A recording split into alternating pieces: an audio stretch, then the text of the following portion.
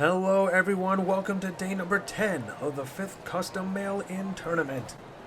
And in our first group for today, we will introduce the likes of Carlos, Alex, Zoomer Bayou, and Evo Killer.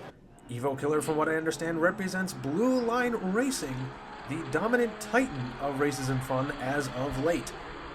And they, speaking of which, are already taking an early lead. Meanwhile, Alex has fallen significantly behind already.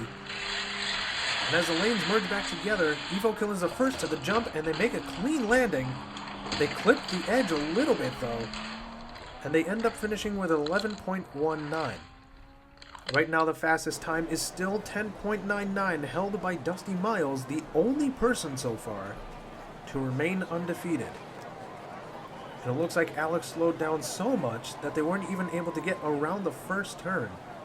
If I had to guess, they started approaching it, didn't have the speed, and ended up going backwards. Meanwhile, Evo Killer barely dodges disaster after clipping the corner going around that final bend. So hopefully, they'll be a little bit more careful as they approach the finish line in the next race, assuming they do so. Now here we go into race number 2. Evo Killer's taking an early lead. Meanwhile, Alex is already falling behind significantly again, so it doesn't seem like it was just a fluke. Meanwhile, there goes Evo Killer, looking to be the first one to the jump again, hoping no one gets in their way in doing so. And they're starting to drift, and they clip the sides a little bit, and they end up grinding on the rail, so they'll come to a complete stop. Definitely a shocker here. This is not something you often see out of a Blue Line vehicle. And in the end, we only had one person finish, and it wasn't Evo Killer. This is definitely something no one would have expected, but that's why you gotta stay on your toes in these tournaments. And Alex stopped in pretty much the same exact spot. As you saw, when Evo Killer started going airborne, they started to spin ever so slightly, and I think that's what ultimately did them in, because they weren't able to straighten themselves out, causing them to lose control and grind on the railing a bit.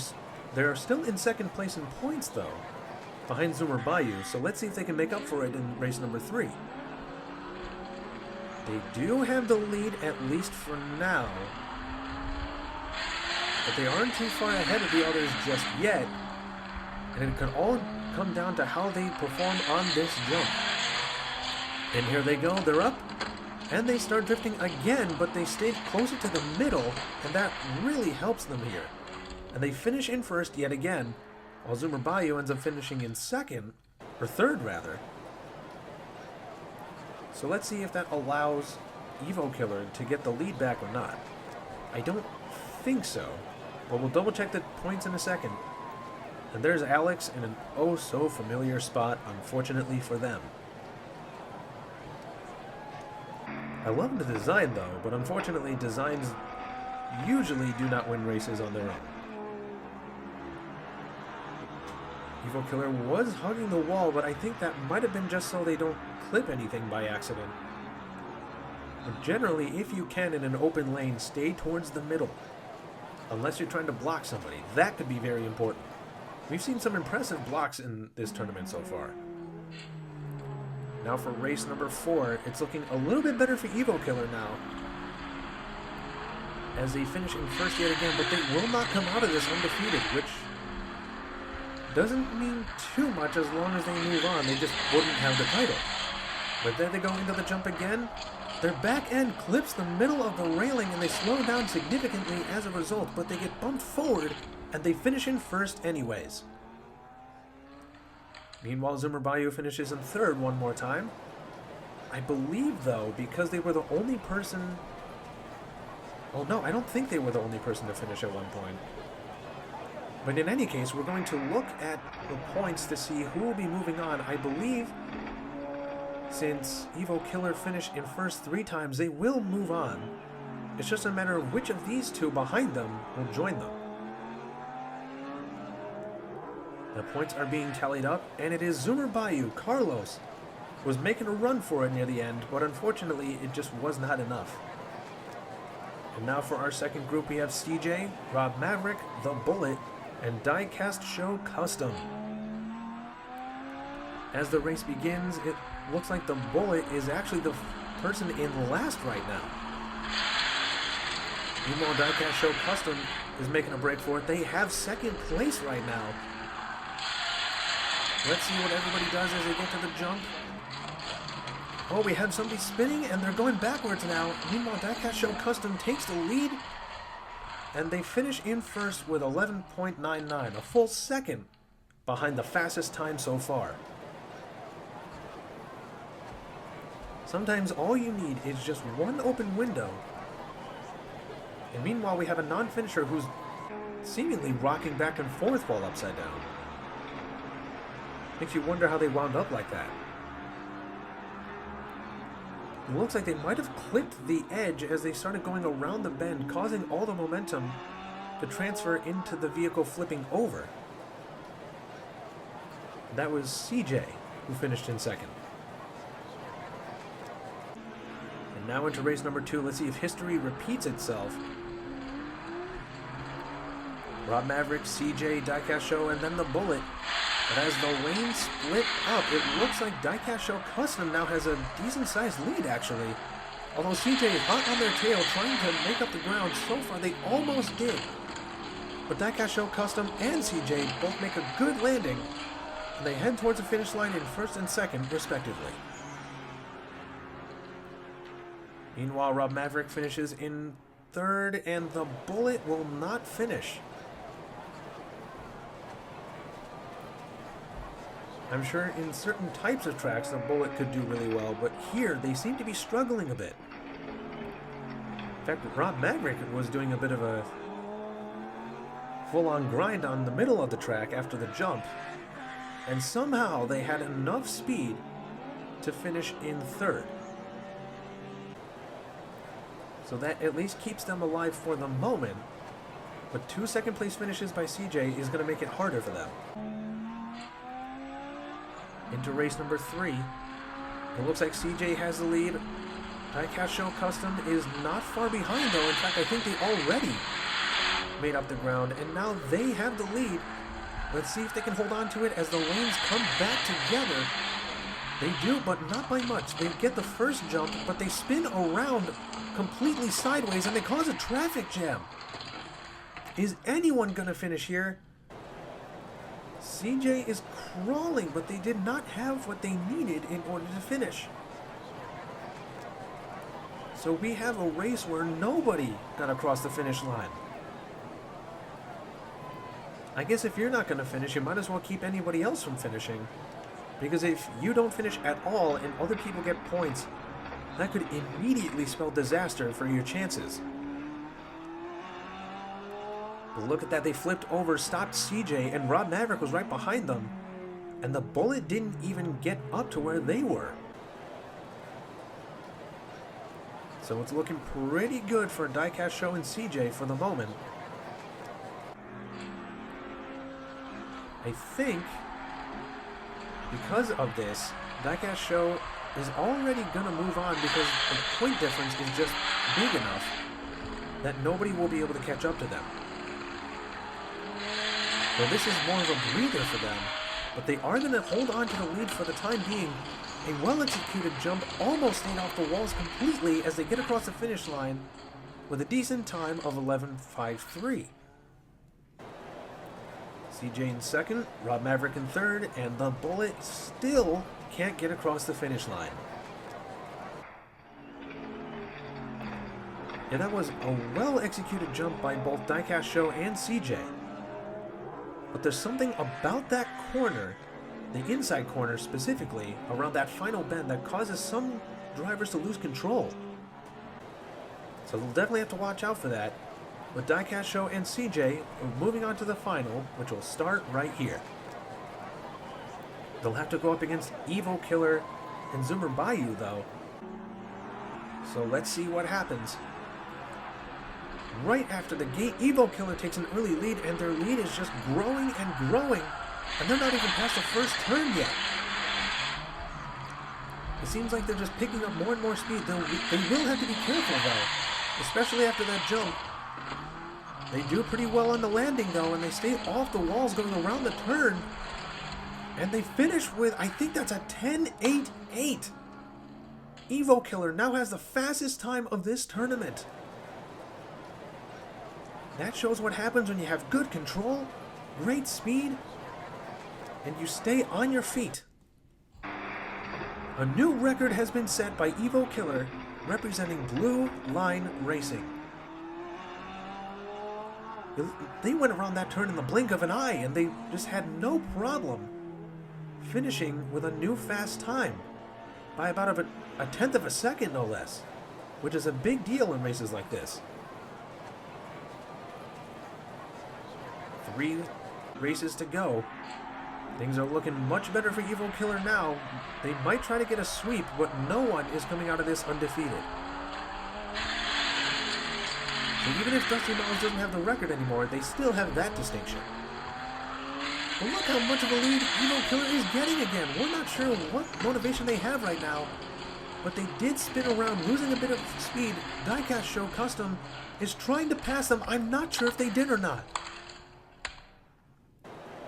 We're going to have to check the replay for that because that was extremely close.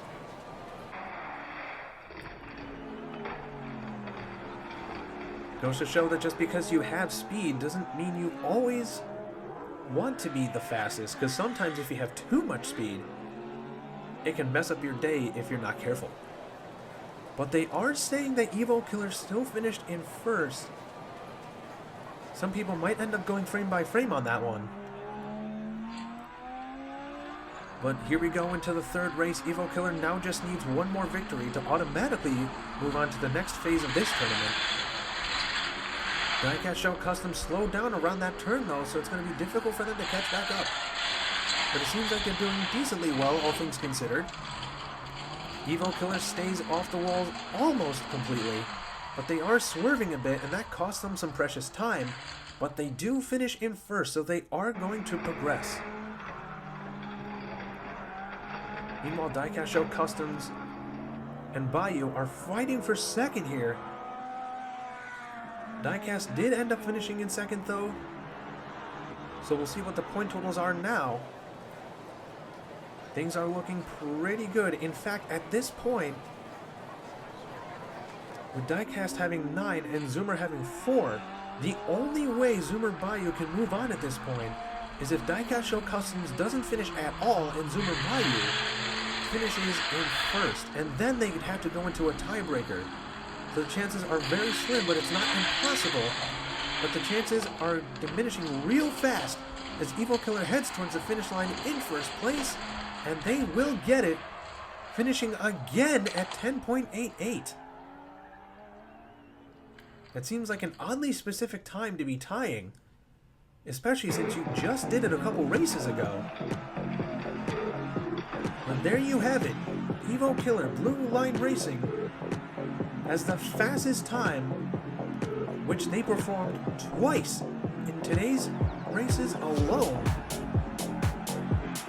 And they will be getting a sweep, but they will not stay undefeated.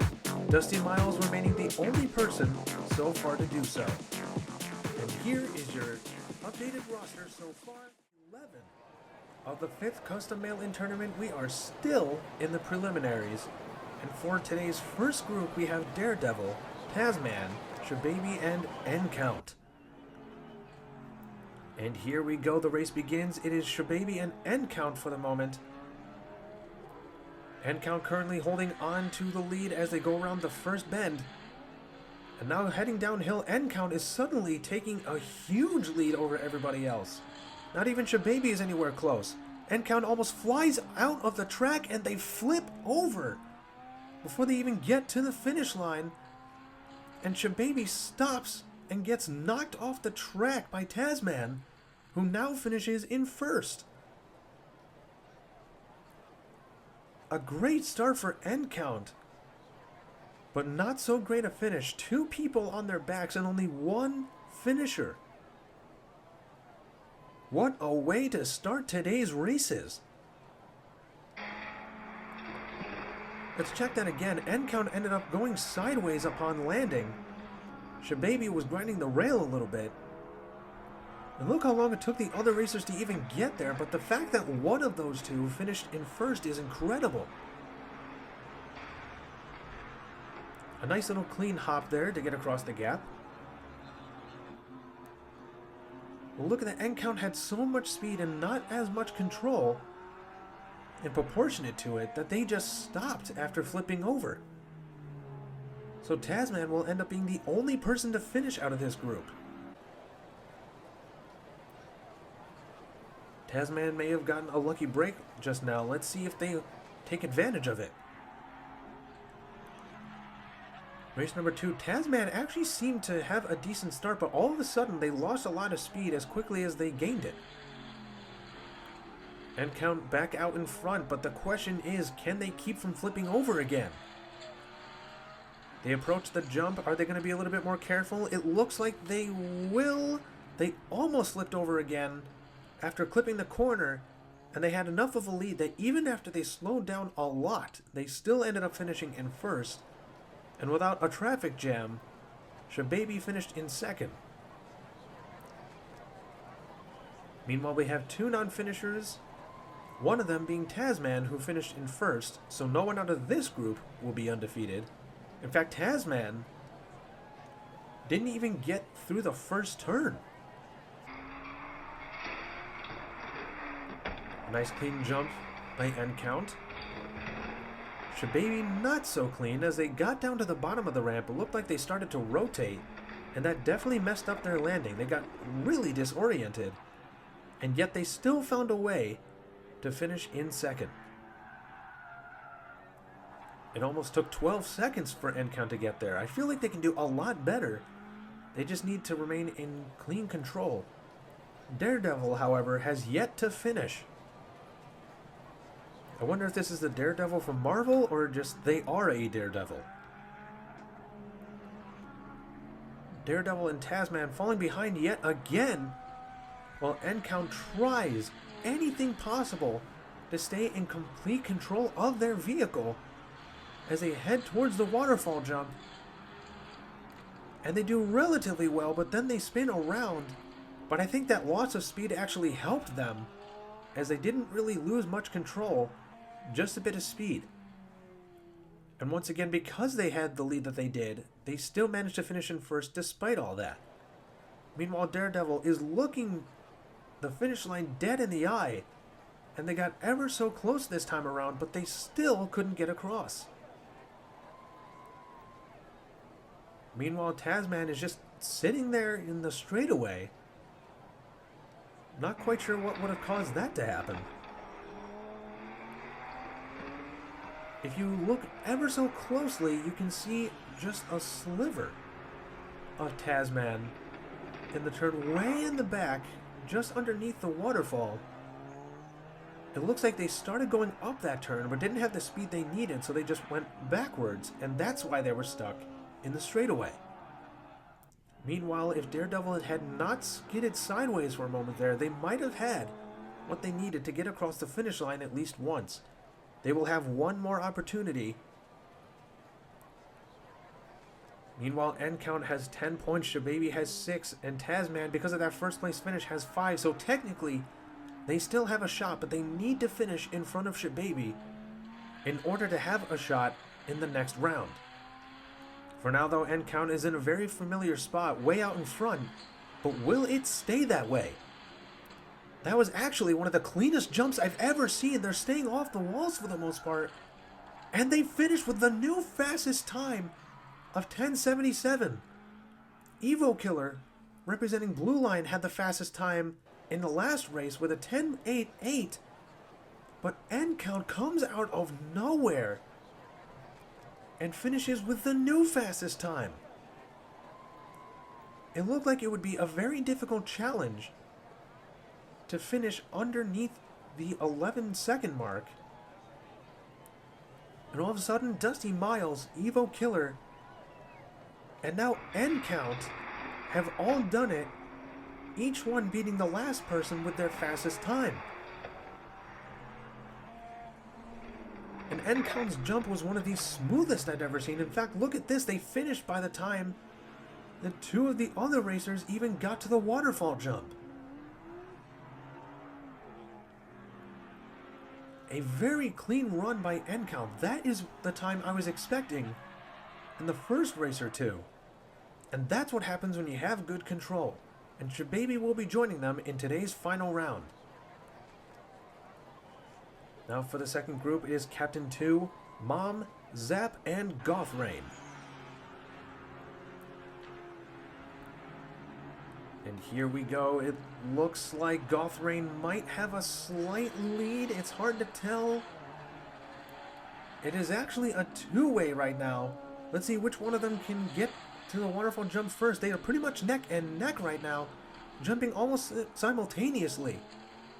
Gothrain had the lead for just a moment, but they lost it, especially after that landing, and they will finish in second, with an 11.6 as the finishing first place time. Meanwhile, Mom and Zap get stuck around the same spot, one on their wheels and elevated by the side of the track, the other upside down.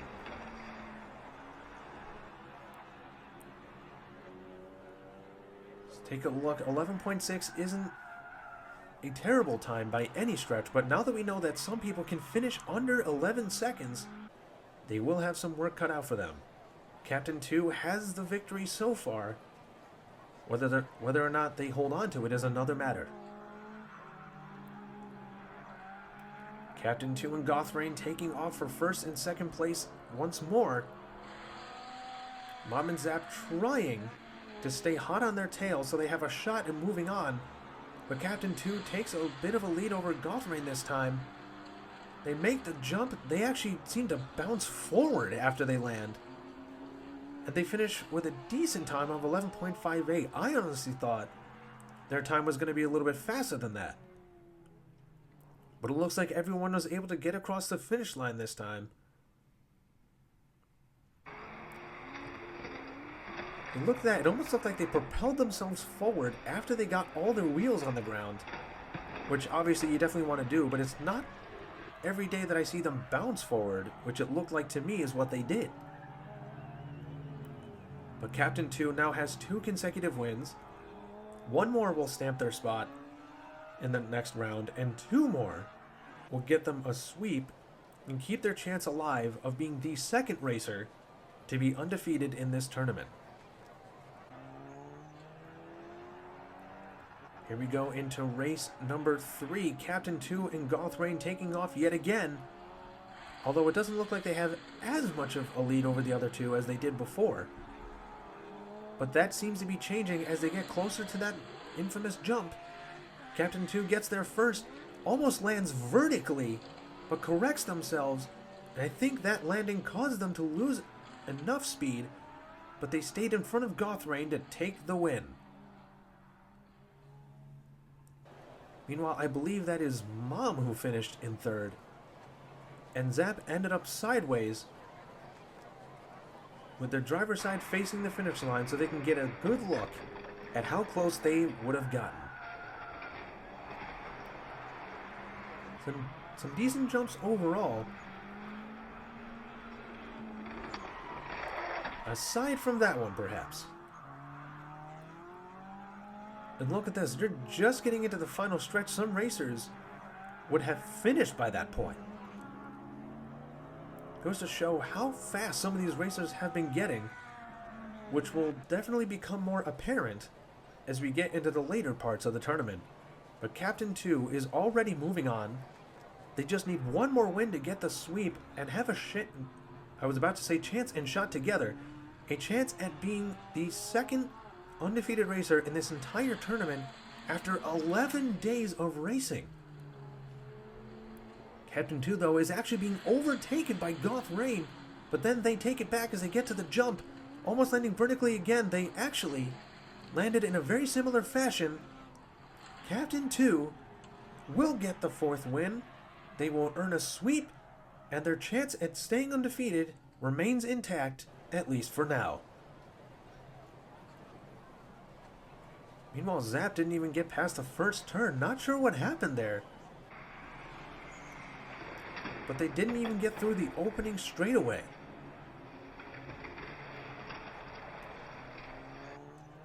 In other words, their chances just got zapped.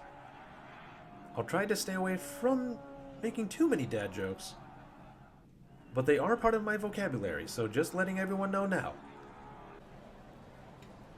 But Captain 2 is moving on alongside Goth Rain, but now they have to go up against the likes of Endcount and Shababy. Endcount now having the fastest time, so they know exactly what they're up against right now. Captain 2, who wants to stay undefeated, is already falling back into third place. And they were making up some ground around that turn, but now they've lost a little bit of it. And they're fighting with Goth Rain for second. And Endcount stays in the lead, but they do slow down a bit. I don't think that's fastest time worthy. It's just over 11 seconds. But by finishing in first, they have dethroned Captain 2. And they will not stay undefeated, meaning Dusty Miles, after 11 days of racing, is still the only person to win every race they've been in so far. Now, Shababy, I'm kind of surprised, but after seeing how they clipped the jump as they were going across, definitely explains why they ended up finishing in fourth. I think that clipping of the ramp as they were about to jump is ultimately what did them in. 3 races left, Endcount currently holding on to the lead. But Shababy is staying neck and neck with them. Captain 2 is not happy that they've been dethroned already before they even got out of the preliminaries. And now they're fighting to make something happen here, but they still have Endcount to deal with, who landed almost on their nose. And they're heading towards the finish line in first yet again. But Captain 2 does manage to finish in second this time, so they'll be tied with Goth Rain, I believe. And Shababy, who seemed promising at first, has now finished in fourth twice, making it much harder for them to try and fight for another spot in the next round of the tournament. Things are now looking a bit better for Endcount and Captain 2.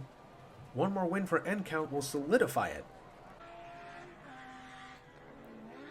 And here they go, all staying side by side, at least for a moment there.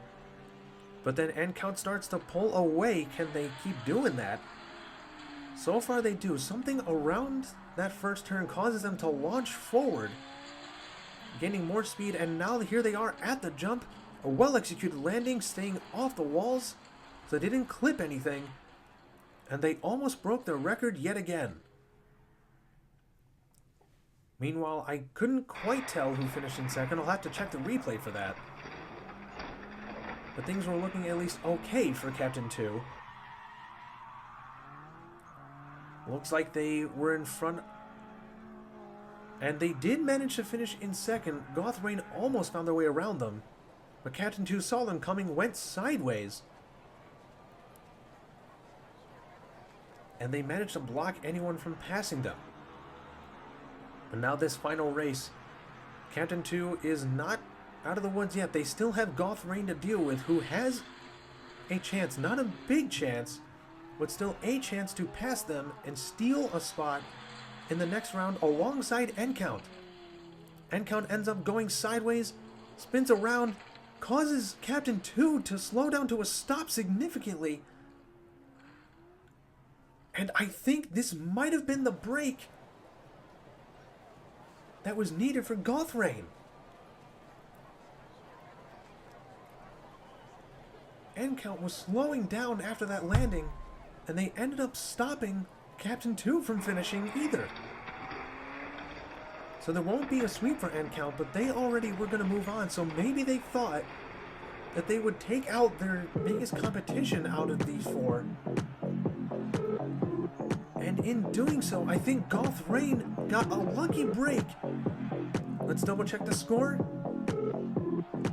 Yes, they did. Goth Rain snuck their way in after Endcount stopped Captain 2 from finishing, so they will move on alongside Endcount, updating our roster to what it is now. It has been warming back up where I am, so I would say it's a beautiful day for racing.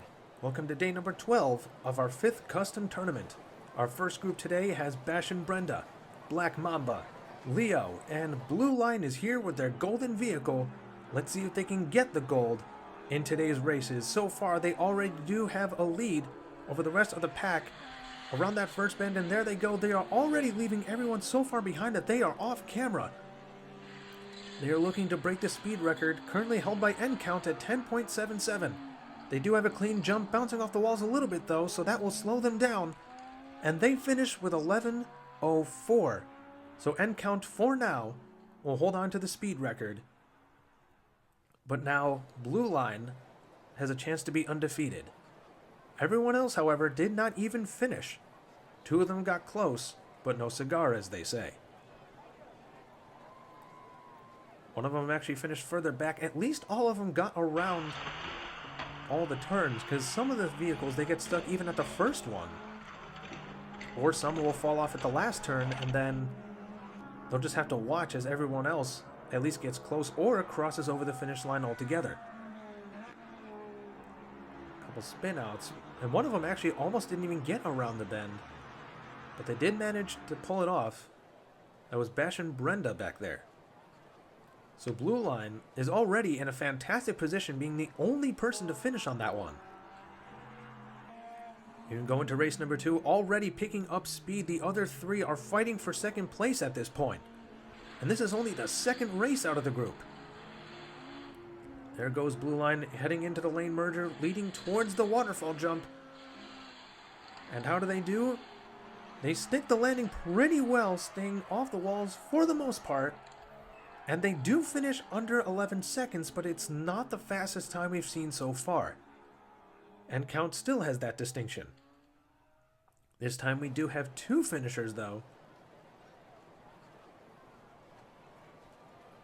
But Brenda and Mamba are stuck back there. In fact, Mamba somehow wound up on their back. My guess is they had a rough landing.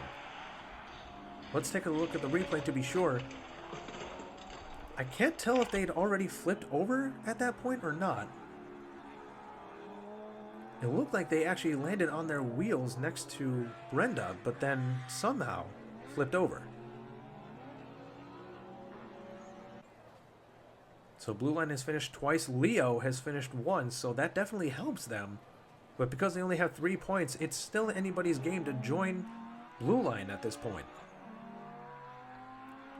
And Blue Line seems to be really good at picking up speed really early on, which can definitely help in the long run. A great start can make all the difference. But it's not how you start, it's how you finish. And so far they've been doing really well with that. A shaky landing for a moment, but they're maintaining their speed, and they finish this time with 10.9 again. I feel like if they can just stay in the middle of the lane after they land, they have the potential to grab the fastest time. So far, have been unable to do so.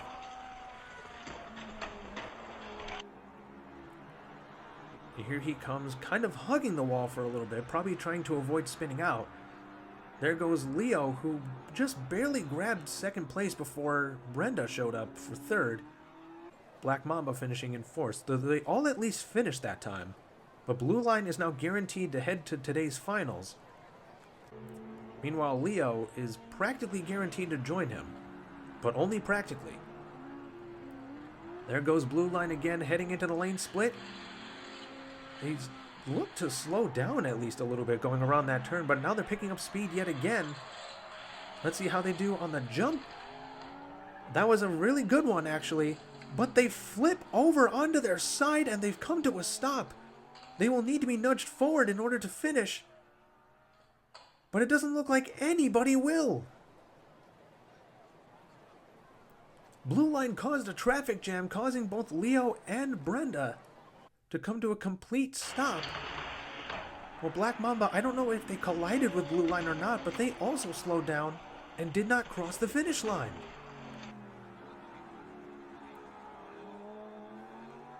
One of their smoothest landings, and yet this is the one that caused them to be on their side. So because Blue Line did not finish, they will not be considered undefeated, but they will still advance alongside Leo. And now for today's second group, we will have Carlos, Tito, Sharky, and Shababy. Let's see how this group does. Sharky seems to have a bit of a longer vehicle. Let's see if that comes into play when they go around some of those turns. So far it is Carlos who's out in front, but not by much. Shababy is hot on their tail, and they both make a good jump, but they're hitting the walls a little bit, and they're running into each other. Shababy actually pushed Carlos out of the way, and I believe Shababy grabbed the win on that one.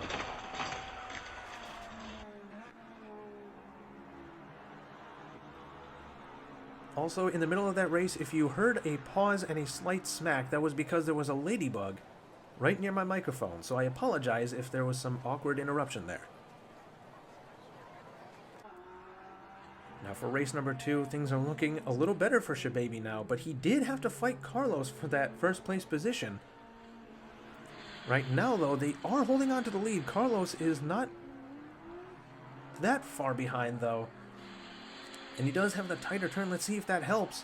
So far it doesn't. Shababy still has the lead. And Carlos spins out, flips over, and causes the other racers to slow down as a result. Let's see if anyone else even finishes. It does not look like it. Sharky got really close. Mere inches away, but could not get it done. So I think Shababy will be the only one to finish, because Tito is also facing the wrong way up.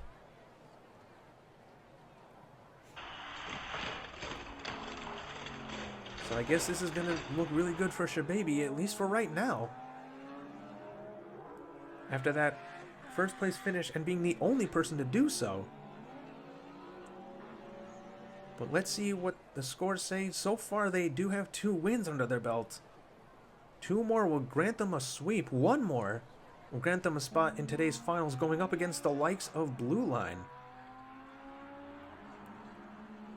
So far, Shababy does have the lead, but Carlos is hot on their trail. They are separated, though, as the lanes split. So let's see if that affects them at all or not, because they can't quite tell who's in front of who. It looks like they're actually neck and neck right now, approaching the jump at the same time. But Carlos gets in front. Goes sideways, however, slowing down. Tito was doing really well navigating around the traffic. Could not quite get past Shababy. Or no, Carlos. But look at that Shababy vehicle fishtailed a little bit as they were taking off, so I'm surprised they did as well as they did. But Tito was doing some incredible navigation at the end. So they managed to grab second at the very least. And that may have saved them a chance at going to today's finals, but they'll need to finish in second at the very least again. Which so far up to this point has been difficult to do. Let's see who's in front after the lane split. It is Carlos. But Shababy is quickly catching up and now passing them. So they'll be the first one to the jump, and they almost collide with each other, somehow not doing so. And they both approach the finish line pretty quickly. Carlos does slow down near the end, but manages to cross anyway, while Sharky and Tito get stuck on the final turn.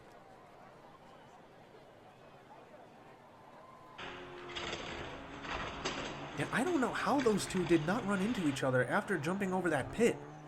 It looked like they were about to, but if they did clip each other, it was very minimal. So now Shababy and Carlos, with great scores, are moving on to the finals, and they will now go up against the likes of Blue Line and Leo. Let's see which two will move on and add to the ever-extending roster of the next phase of this tournament. So far it is Blue Line out in front, to the surprise of probably very few. First one to the jump. A decent landing. Can they stay on their feet going around the turn? They do. And they will grab the first win of these finals. And Shababy somehow ended up finishing backwards. Leo's back there completely stuck. I think we still had 2 people finish, though. I think it was Blue Line and Carlos.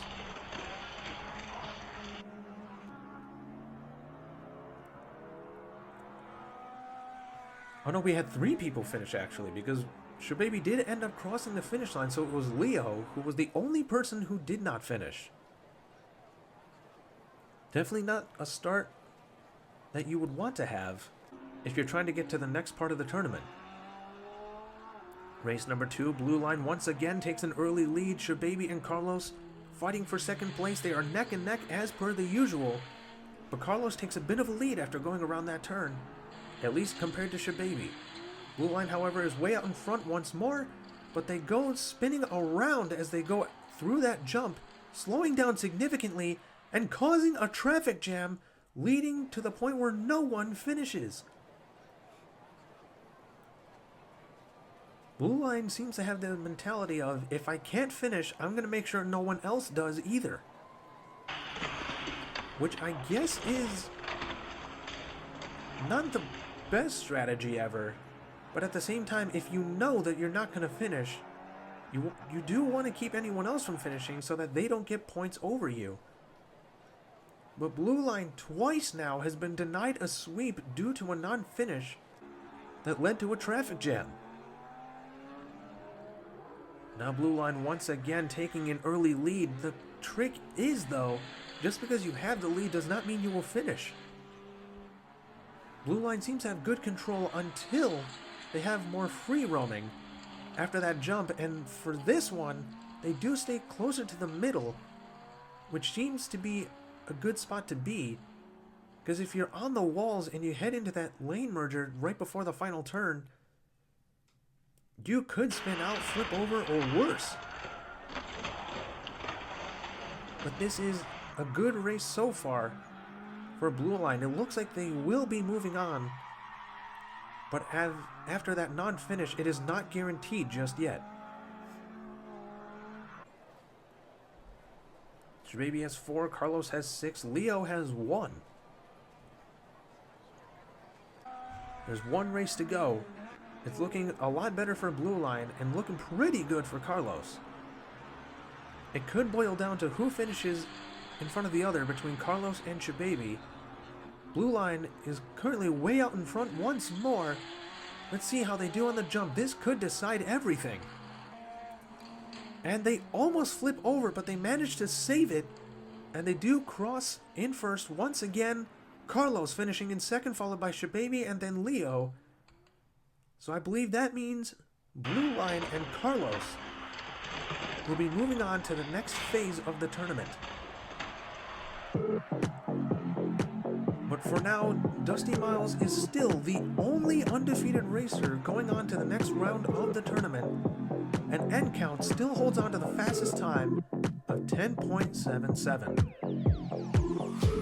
And now here is your updated roster, filling up the entire screen. Thank you, ladies and gentlemen. Welcome to day 13 of the 5th Custom Mail-In Tournament. We are still very much in the preliminaries.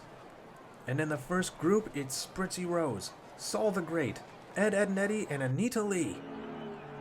The race begins, and here we go. It is Ed and Eddie currently out in front. It does make you wonder, again, how many of those 3 are driving that vehicle, or is it just one of them? And if so, which of the 3? So far, they have the lead. They make the jump, grinding over the rail and heading into the other lane as they start going backwards, getting pushed along. Will they end up finishing in first? They keep getting pushed, but they come to a complete stop and they do not finish. They get stuck and they're actually slowly heading back the other way.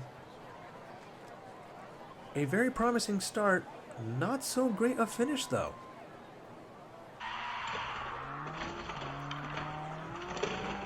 The other 3 seem to have at least a cleaner landing.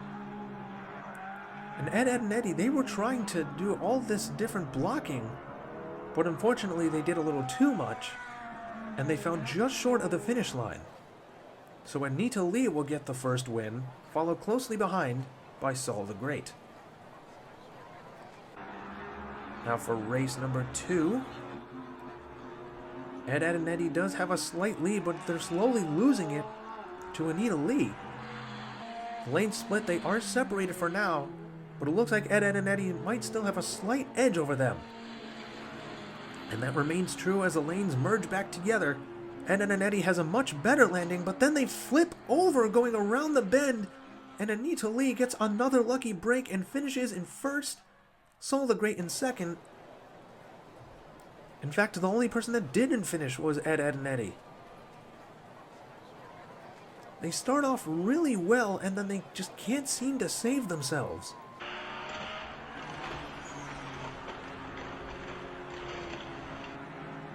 Makes you really wonder, is speed always the greatest factor if you don't have good control to go with it?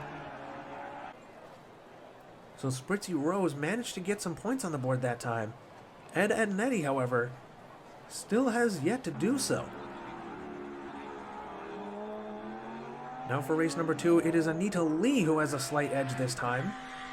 And they will not be separated from Ed and Eddie as they go around the lane split. But now Ed and Eddie has a bigger lead. And they head into the jump. A bit of a good landing, but can they stay on their feet this time? They do. But Anita Lee is coming up fast. And it looks like they might have finished at the same time. We're going to have to look through the replay yet again and then look to the judges to see who became the ultimate winner on that one, or will they both get 5 points? Meanwhile, Spritzy Rose is back there sideways right before the final turn. We had 2 non-finishers in the end. Will Anita Lee get another lucky break? This will be the 3rd one in a row. Let's see what the judges say. They are giving it to Ed and Eddie.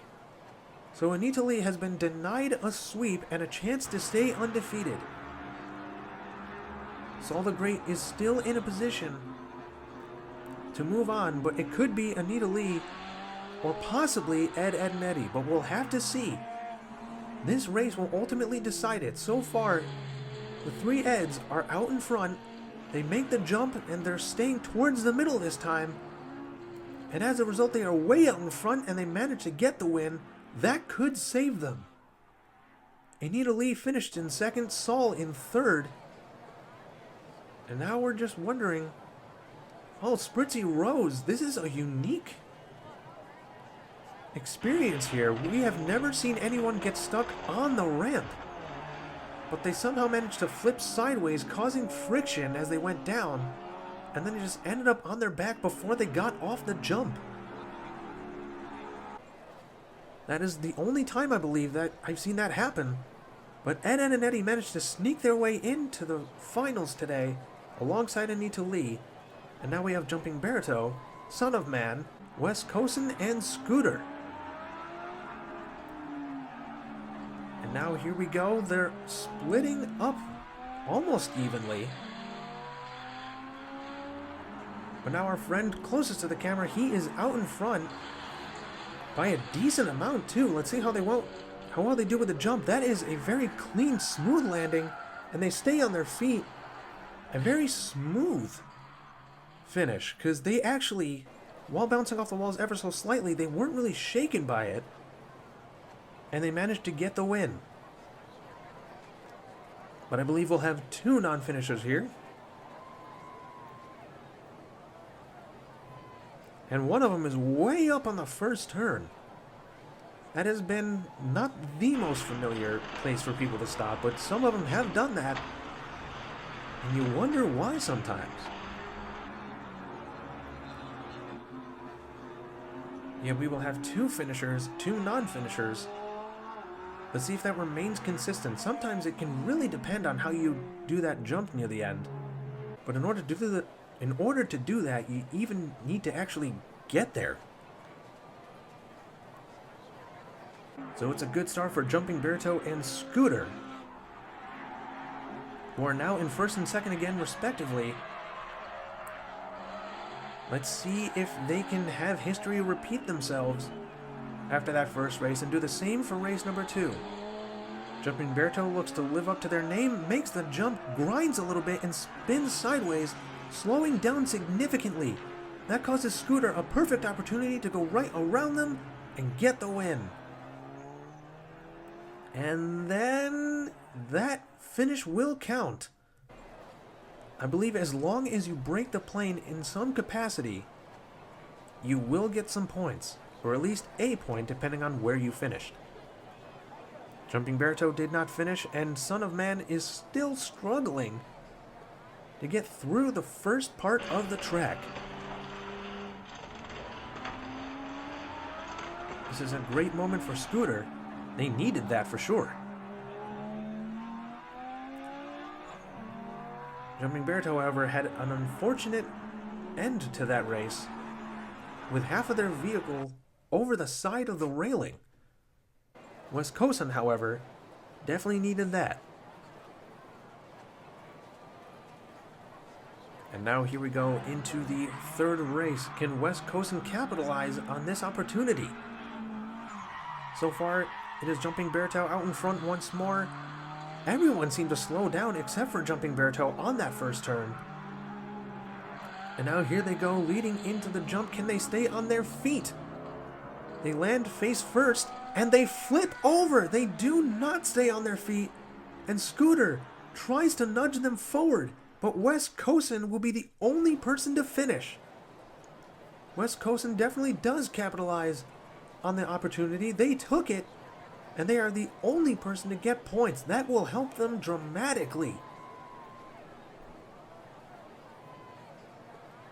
Meanwhile, Scooter is stuck back there, and Son of Man in a very familiar spot now. Still can't get past that first part of the track.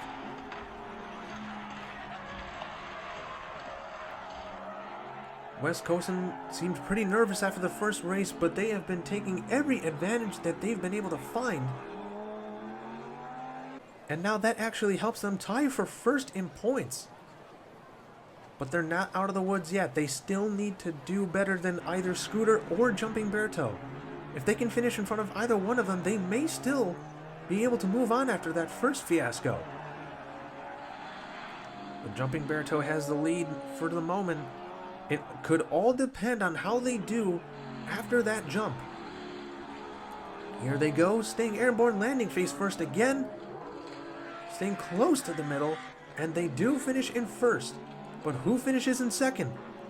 West Coast almost had it, but Scooter finished in second. Here comes Son of Man now. Can they finish? No, they will not, but that is the closest they've gotten. So they have at least that going for them. But it will be Scooter and Jumping Berto that will go into today's finals. Neither one of them is undefeated, however. I think the only person after all of this that will still be undefeated is Dusty Miles. And I don't think anyone's been able to beat N-Count's time of 10.77 yet. Oh, wait a minute, we have a tiebreaker here. Because West Coast still managed to finish in third, we have a tiebreaker between Jumping Berto and West Coast. I believe the way this will work is they will race twice, and whoever has the fastest time between the two will determine the ultimate winner. For now, Jumping Berto has the lead, but if they don't stay on their feet, then that could open the door for West Coast. They do stay on their feet, however, and they will finish in first with 11.47.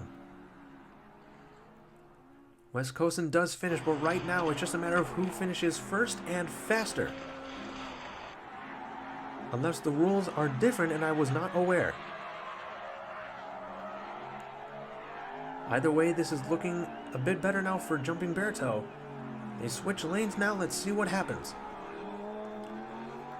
Jumping Berto gets the lead. The lanes split, but they are sharing these lanes.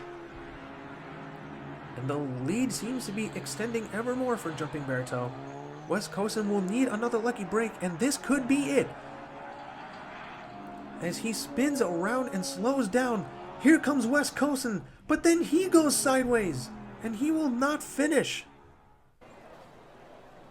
Jumping Berto this time is the one who gets the lucky break. and they will be the one to move on. And we will see how that comes into play in today's finals. That was a very close call. West Coastin was coming up fast, but then they lost control. So it'll be Jumping Berto and Scooter. And now for today's finals. Scooter and Jumping Berto alongside Ed, and Eddie and Anita Lee.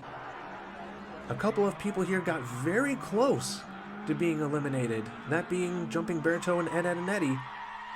So let's see if they take this opportunity to try harder than they ever have and move on to the next part of the tournament. So far, they are fighting for the lead, but Anita Lee is not far behind. They practically crash into each other. Jumping Berto almost flips over, but manages to steal the lead at the last moment, and all 4 racers have finished.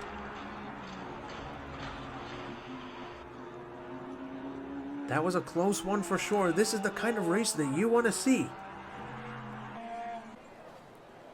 All 4 racers finished, and it's looking good for Jumping Berto, at least for now. But they have to stay careful. Race number 2, Ed, and Eddie currently holds on to the lead, but only by about half a length. And there they go into the lane split, and they are once more fighting for the lead. Let's see who's in front as the lanes merge back together. It is the 3 Eds, and they will have a better time going through that exit, and now they will grab the win. So no undefeated racers or sweeps today. Anita Lee finishes behind them, and then Scooter falls just short of the finish line.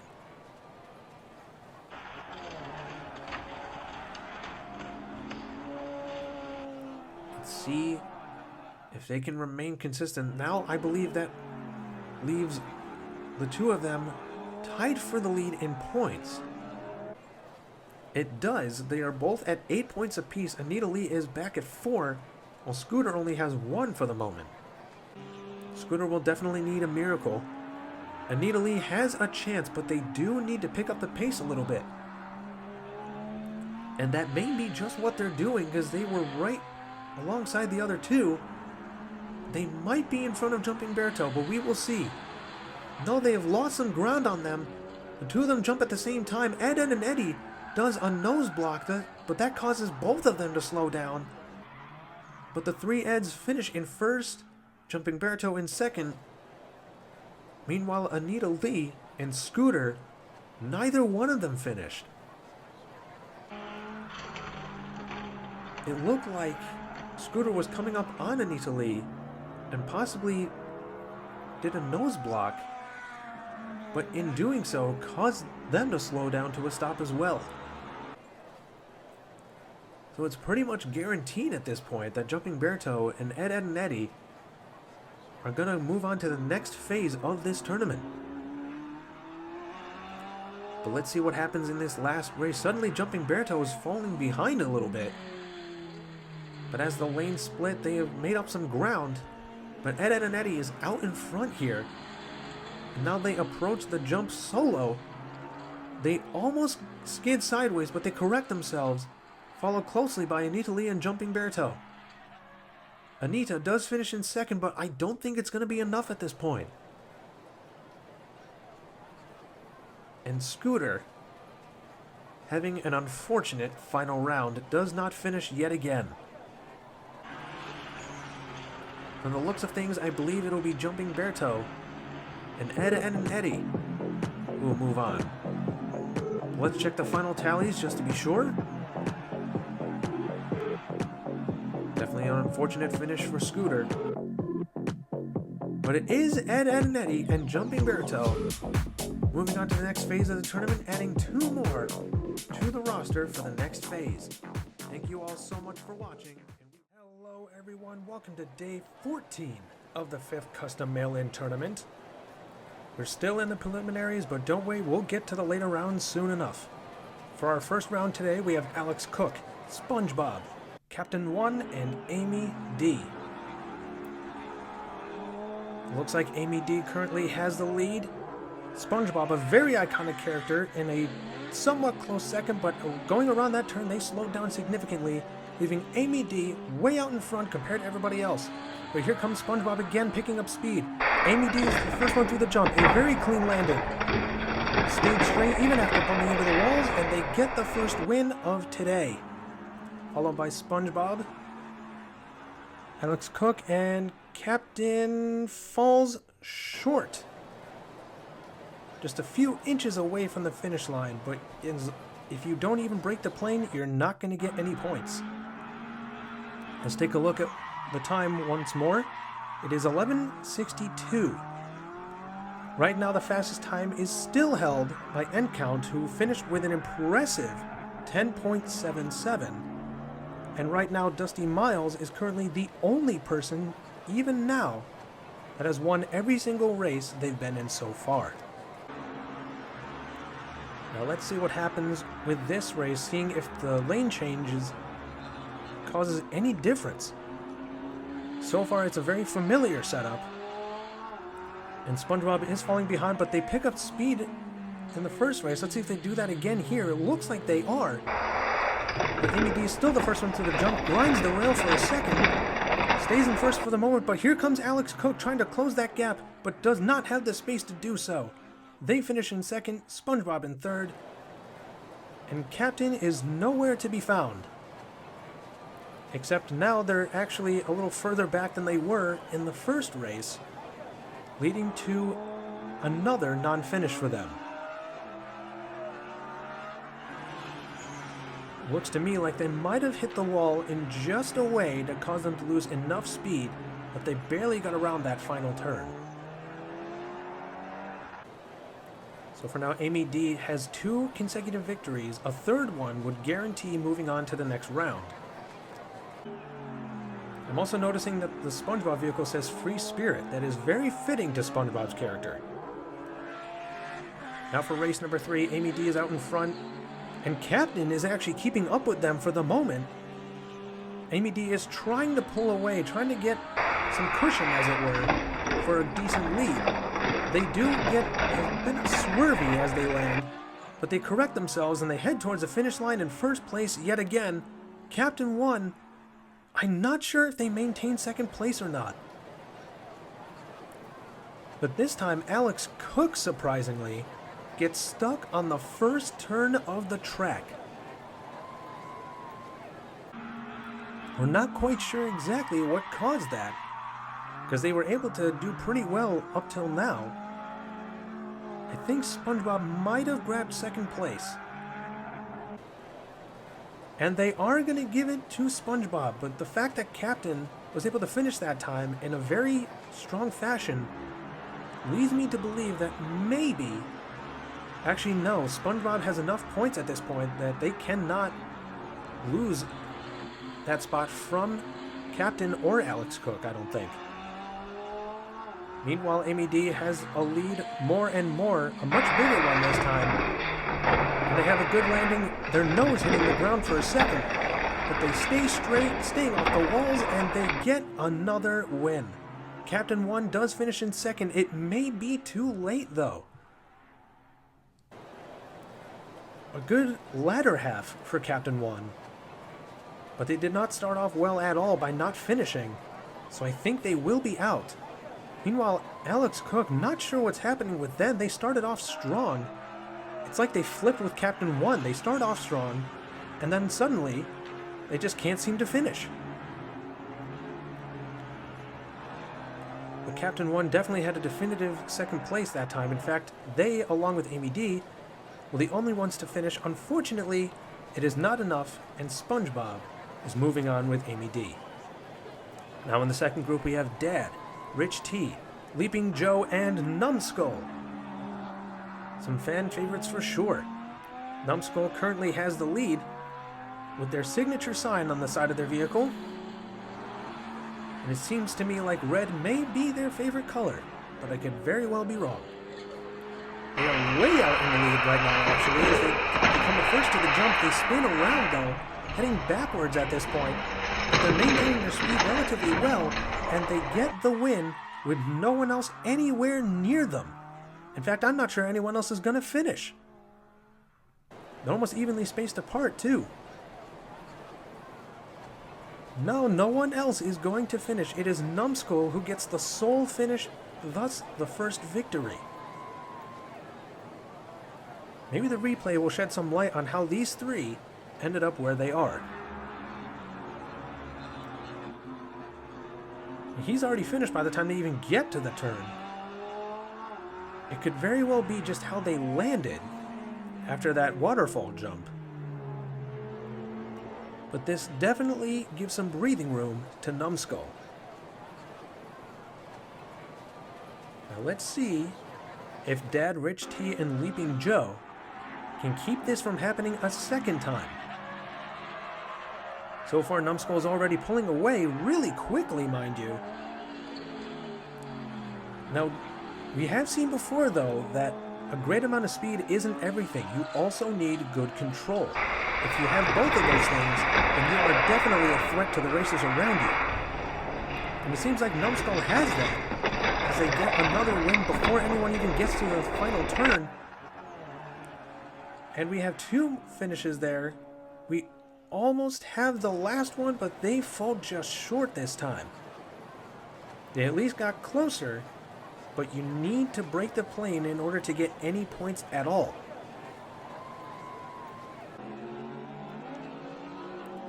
Numbskull is demonstrating what a good racer can look like, but the fact of the matter is, they are still almost about a second behind the fastest time that was set by end count. So they still have some work to do, provided that they move on, which it definitely looks like they will. So Rich T is yet to finish at least once. Leaping Joe and Dad looking to make something else happen here. At this point, it's practically a fight for second place, as Numbskull is finishing first both times and was the only one to finish in the first go-round. Let's see what happens as they go through the jump. They almost start to spin, but they manage to save it. And they grab the first victory, staying almost perfectly in the center of the lane. Leaping Joe managing to grab second. Dad seems to be stuck back there at the lane merger. And we have another non-finish for this one. They seem to start off at least okay, but by the time they get to the bottom, a lot of that speed just gets lost. Meanwhile, Dad, I'm not sure what happened to cause them to stop there. You can barely see that spot in the replay back there. It looks like Dad just did not have the speed to get through there, so I'm wondering if their landing after the jump was a little on the unpleasant side. So things are looking a lot better for Leaping Joe now. However, he's not completely out of the woods. Dad still has a chance to make it past them. They will need to finish in first, though, while Leaping Joe does not finish at all. An unlikely set of circumstances, but not impossible. Meanwhile, Numbskull in a very familiar spot way out in front. They get to the jump. They start grinding a bit, and they lose a lot of speed as a result. They still manage to get around the bend, but they slow to a stop now, allowing Leaping Joe to pass them and finish in first. So Numbskull, while they will move on, they will not be undefeated, leaving Amy D to be the only one out of this video to have that possibility. Meanwhile, everyone else does not finish. Leaping Joe is the only one to do so, which means they will be joining Numbskull, I believe, in moving on to the final round of today. Very valiant efforts. In fact, they gave 5 points to Dad. I'm not sure that's accurate. But in any case, it is now Amy D with Numbskull, SpongeBob, and Leaping Joe. Amy D is the only one to win every race so far, but now they have a good challenge in the other three. So far, Numbskull has a very, very small lead, but after going through that turn, they lose it, and as I say that, they quickly gain it back. And now they have the tight turn. They're the first one to the waterfall jump. Let's see what happens. Numbskull does skid sideways. Both he and Amy D are facing the other way. Amy D is trying to hold on to the undefeated title, but loses it. meaning Dusty Miles is still the only undefeated racer after almost 15 days of racing. This is day 14. After 14 days of racing, only one person has won every single race they've been in so far. So Numbskull and Amy D, they finished. SpongeBob and Leaping Joe, however, do not. Let's see if history repeats itself in race number 2. Amy D and Numbskull going back and forth here, but now they've split and gone in different directions on the track. Will this make a difference, or will they stay side by side when they come back together? Numbskull has a slight lead, so they're the first to the jump, but they jump lanes, slowing down in the process, allowing Amy D to pass them, and now they will get the win. So there won't be any sweeps here either, aside from Amy D's in the first round. So Amy D finished in first, Numbskull in second, Leaping Joe third, SpongeBob fourth. So now Numbskull and Amy D are tied for the lead in points, and this sets them far apart from SpongeBob and Leaping Joe. As the third race begins, it is actually Amy D who starts pulling away from Numbskull a little bit. Not sure they'll be able to maintain it though, they will not. But they are going back and forth with the lead. And as the lanes come towards the jump, it is Amy D the first one to it.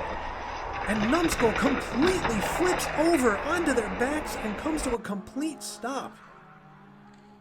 That may be one of the most painful looking landings I've seen in a long time. Because not only did they not get on their feet, they just kept tumbling for a little bit. Now Numbskull still has a bit of breathing room with these points. But that was brutal. Hopefully they can get back on their feet, get behind the wheel, and keep going. But we'll have to have the medical staff check them out just to be sure.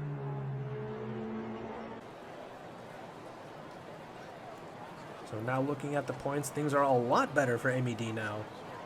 And because of that non-finish, it looks like SpongeBob may actually have a technical chance, but they would need to pass Numbskull and have Numbskull not finish again. Again, not entirely likely, but also not entirely impossible either. But for now, Numbskull does have the lead. They have to stay on their feet here, and they do. So they will stay in the lead, and they'll head towards the finish line. SpongeBob trying to make something happen. They pass Amy D and finish in second. I don't think it'll be enough, though, because Amy D had a very strong first 3 races. Meanwhile, they seem to be crawling away from the finish line for some reason. And we have another person on their back this time. It is Leaping Joe. So definitely a crazy set of events, especially with that crash by Numbskull. But they will have time to recover as they move on to the next round alongside Amy D. So they will add to the ever-extensive roster that is being set up for the next phase. Everyone, this is day 15 of the Custom Mail-In Tournament. This has gotten to be in a big roster, and we're going to add 2 more today, starting with Maxis, Alex Cook, Captain 3, and Daily Commute in the first round. As the race begins, Captain 3 is pulling away from the others, but Maxis isn't too far behind. The lanes split up, and it looks like Captain 3 still has the lead, though not by much. Daily Commute is hot on their tail, and they're actually catching up as they both get to the jump around the same time. But Daily Commute slows down after that landing, causing a bit of a traffic jam, but Alex Cook masterfully navigates around the other 2 and finishes in second behind Captain 3. So now Maxis and Daily Commute are stuck bumper to bumper, facing the wrong way. But look at the execution by Alex Cook. They found the smallest gap possible as they went around the exit of that turn and managed to get into second place as a result. And now for the second race, Captain 3 starts off with a slight lead, but Maxis is only about half a length behind. But going around that turn, it looks like that lead might be expanding a little bit. But now here comes Daily Commute, who's now fighting for first place. So far it is Captain 3, the first one through the jump, but Daily Commute maintains a lot more speed and manages to spin around and look at their opponents as they cross the finish line. And now Maxis is the only person to not finish.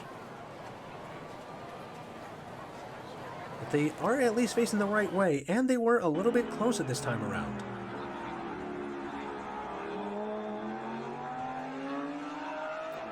And now that Daily Commute has taken that victory, that means no one out of this group will remain undefeated.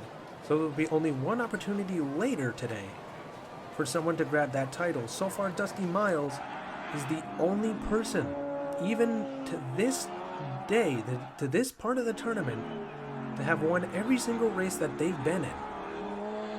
And so far, the fastest time up till now is 10.77, held by end count. Now Daily Commute is the first one to the ramp, and they are once again maintaining a good amount of speed. Captain 3 is trying to do the same, but they weren't able to pick up enough speed to pass Daily Commute.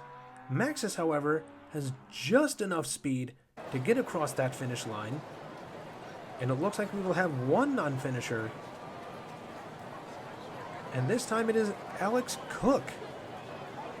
It looks like they might be stuck on the railing. That angle makes it a little difficult to see,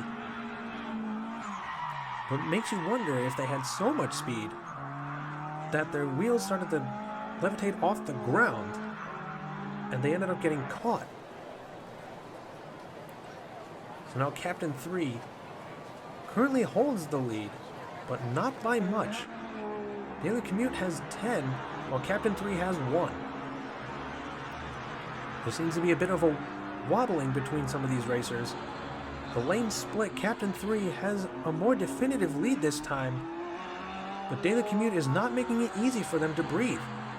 In fact, here comes Daily Commute. They get to the ramp around the same time, but Daily Commute jumps lanes, spins around, slows down as a result. Max is trying to find his way around them, but could not get around Daily Commute. This time we actually had all 4 of them finish, but for at least a couple of them it may be too late. It is Captain 3 and Daily Commute who are ultimately progressing to the finals. Now for our second group, it is Wally Champ, Daytona, The Kid, and Sneaky Bob. Sneaky Bob has a reputation for looking like they may not do so well and then coming out of the blue to get the win, but other times they just do really well, all kidding aside. So far they do have the lead, but that lead is closing and they've lost it. But they're fighting back for it. They tried to navigate around their competitor, could not quite do it though. But going around that turn, they suddenly find an open window, take it, and Sneaky Bob lives up to their name and sneaks into first during the final stretch of the track. Not only that, but they're the only person to finish. Everyone else seems to have gotten stuck. 2 of them at least on the final part of the track. But one of them couldn't even get through the first part. Very unfortunate to be sure. While I didn't necessarily commentate on it, I did notice that they had slowed down significantly even as the race first began. So we'll see if Sneaky Bob will have any competition from these other 3.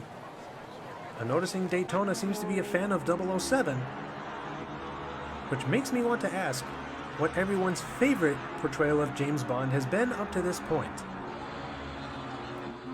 But for now, Sneaky Bob holds on to the lead. Wally Champ is back to being nowhere to be seen. I'm not sure where they are right now, but for now, Sneaky Bob is the first one through the jump. But then they flip over after hitting the wall, and they come to a complete stop.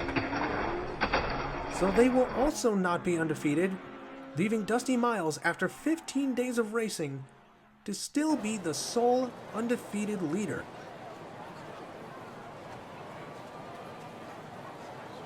But this is looking a little familiar, as in the previous day of races, Numbskull, a vehicle looking very similar to that one, had a very nasty tumble after going through the waterfall jump. They still managed to move on, so maybe Sneaky Bob will do the same. But for now, they are going to be on their backs, and everyone's going to make sure they are okay. When it comes to points, however, the Kid is now tied with him, and Daytona closed the gap a little bit. Wally Champ, however, not so much.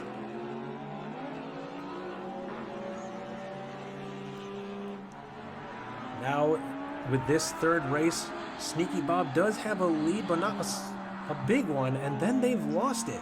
But can they gain it back going around that tight turn? They are about neck and neck, approaching the jump at almost the same time. But Daytona managed to pull away and grab the victory. And lately, we haven't seen too many people finish under 12 seconds, let alone 11. So we'll see how some of these racers do when they progress to the next round. But Daytona is stuck there right before the lane merger. And I don't think... No, Wally Champ is stuck way back up on the first part of the track again.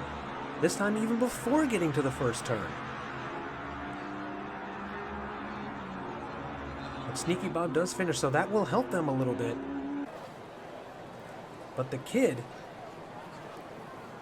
is now in the lead in points. It looks like it'll mostly be between the Kid and Sneaky Bob at this point. But that second place finish by Daytona keeps them in the running for the time being. And now Sneaky Bob has the lead. The Kid is trying to close that gap, seems to be succeeding, at least for the most part. But Sneaky Bob is the first one through the jump. They grind, spin around, lose a lot of speed, but they manage to block the Kid from passing them, and they will grab the win. Finishing a little bit faster that time, but still not under 12 seconds. Which is practically a must at this point. Meanwhile, where are the other racers? Daytona is stuck in a weird spot, not sure what happened there. While Wally Champ, looking for them. They seem to be... I'm not sure what happened there. Oh, no, I was looking at the track wrong. I thought they were facing the wrong way, but they just were not through the first turn yet. So it will be the Kid and Sneaky Bob tied for the lead and moving on to the final round, which will start now. The Kid and Sneaky Bob now join Captain 3 and Daily Commute. And as the race begins, Sneaky Bob starts off with the lead, but Captain 3 is starting to pull away ever so slightly. As the lanes split, however, it is now the Kid out in the lead. But Captain 3 is closing that gap really fast. And now all of a sudden they slow down, causing Sneaky Bob, the Kid, and Captain 3, all of a sudden there's a bit of a traffic jam. They bump into each other and they all slow down. But Sneaky Bob manages to grab the win.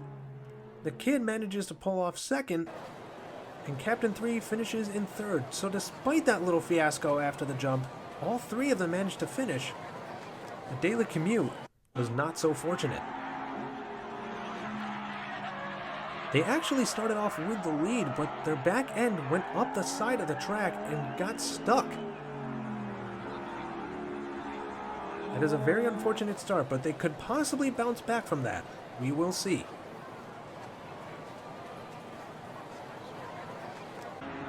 Things are looking upwards a little bit more now for Sneaky Bob. But that doesn't mean they're out of the woods. Daily Commute could stay on their feet this time and disrupt the points distribution. Now heading into that lane merger before the jump, everyone is actually pretty close together. And we have one person on their backs. I believe that is the Kid, but I could be wrong. Sneaky Bob, however, finishes in first yet again, followed closely by Captain 3. The Kid and Daily Commute, however, are stuck, and one of them is on their back. I believe that is Daily Commute. Meanwhile, the Kid doesn't have the greatest view either. But Sneaky Bob and Captain 3 can breathe a bit more of a sigh of relief after that happened. With the Captain 3 now in second in points, but again, not by a whole lot. Sneaky Bob, if they manage to get this win, they are guaranteed to move on to the next part of this tournament.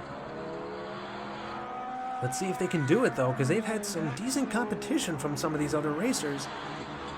And look at this, I believe that is Daily Commute and the Kid, who are side by side with him. In fact, they grabbed the lead. And I believe that is, I think that's Daily Commute out in front. They look very similar to the Kid. But Daily Commute ends up being the first place finisher, followed closely by Captain 3. Sneaky Bob and the Kid, however, are in a very awkward position close to the finish line. It looked like the Kid was trying to do some sort of block with their tail end on Sneaky Bob, but unfortunately it cost them some points. So things just got a lot more interesting. That could be the lucky break that Daily Commute needed. As long as they can get a decent finish, they might still have a chance to move on. Who knows who will at this point, though? Captain 3 seems to be fishtailing a little bit, and that causes them to lose some speed, allowing everyone else to catch up. They almost all go through at the same time. But it looks like Daily Commute is going to get a first place finish here. It looks like 3 of them will finish. And the one who doesn't is Captain 3, who is hanging over the side of the track right after the last turn. So this is interesting. I'm honestly not entirely sure who is going to be moving on after that. Let's see who it is. It is Sneaky Bob and Daily Commute. They managed to save their time in this tournament and join Sneaky Bob in the next round, adding 2 more to everyone. This is day 16 of the 5th Custom Mail-In Tournament. For the first group of day 16, we will introduce the likes of Ragin' Ricky, SpongeBob, and Pinky and the Brain. Some fan favorite characters for sure, and so far Pinky and the Brain is out in front by a decent amount, no less, and as the lanes split up, SpongeBob and Ragin' Ricky go in one direction, Pinky and the Brain go the other. And it looks like their lead has gotten bigger as they're the first one to approach the waterfall jump with a relatively smooth landing. But they are slowing down significantly, and here comes SpongeBob trying to find his way around them, and he pulls it off. And he finishes with a 13.62, and both Pinky and the Brain and Ragin' Ricky do not finish.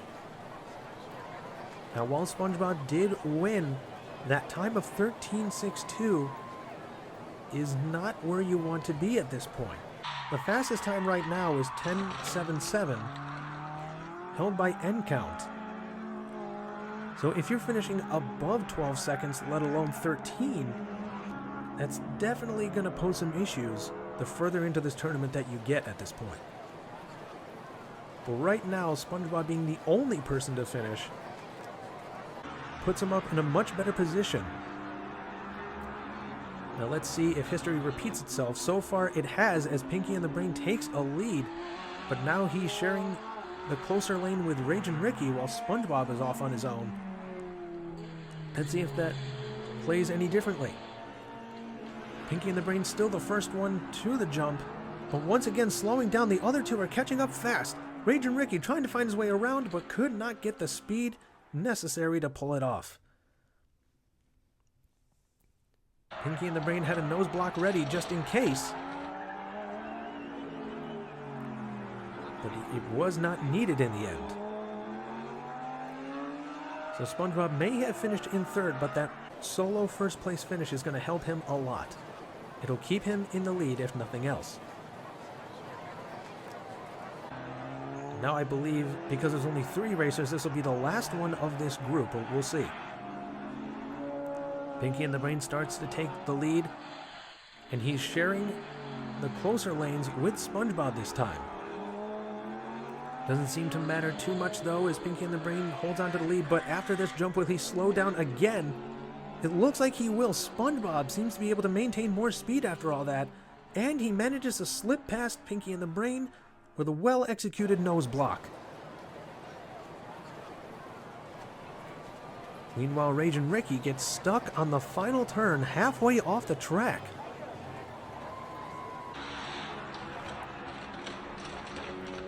I'm not sure what's going on with Pinky and the Brain, but they seem to have a lot of speed until they go through that jump, and then they just slow down so much that it gives the other 2 racers an open opportunity to pass them.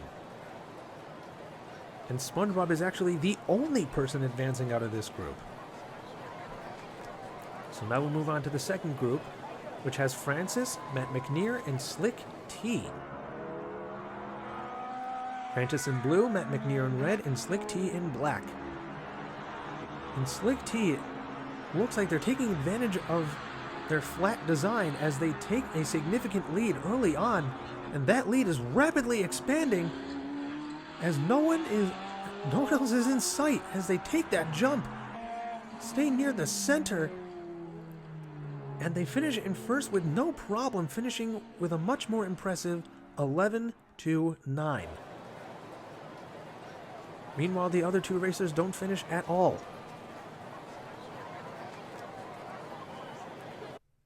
In fact, they're both facing the wrong way. Perhaps this jump will give some insight, because it looked like they weren't very close together. Looks like Matt McNear came to a stop almost completely on their side, causing Francis to run into him and stop completely. But this puts Slick T in a good position. In fact, Slick T almost looks like they're heading backwards right now. Maybe that's just the way the vehicle is designed, but I'm not entirely sure. Either way, they have a much bigger lead again, and it looks like they've been able to stay fast and stable. So even if they slip up a little bit, they're in a good position, and they do finish in first yet again.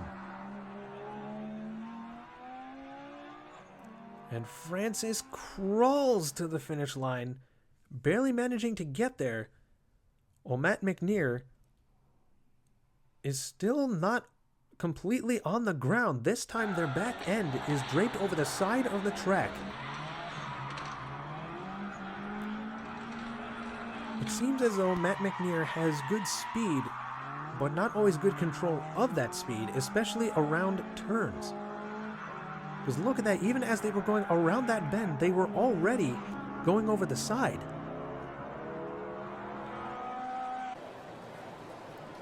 So now Slick T guaranteed to move on at this point.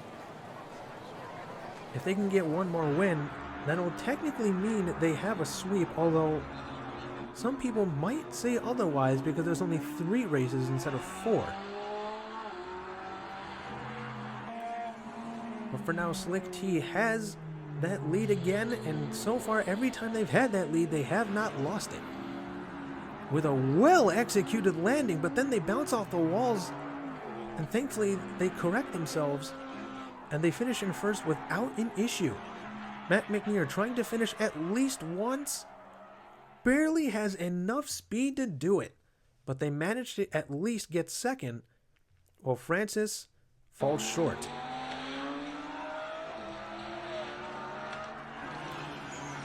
Not so much a smooth landing of Matt McNear, at least compared to Slick T.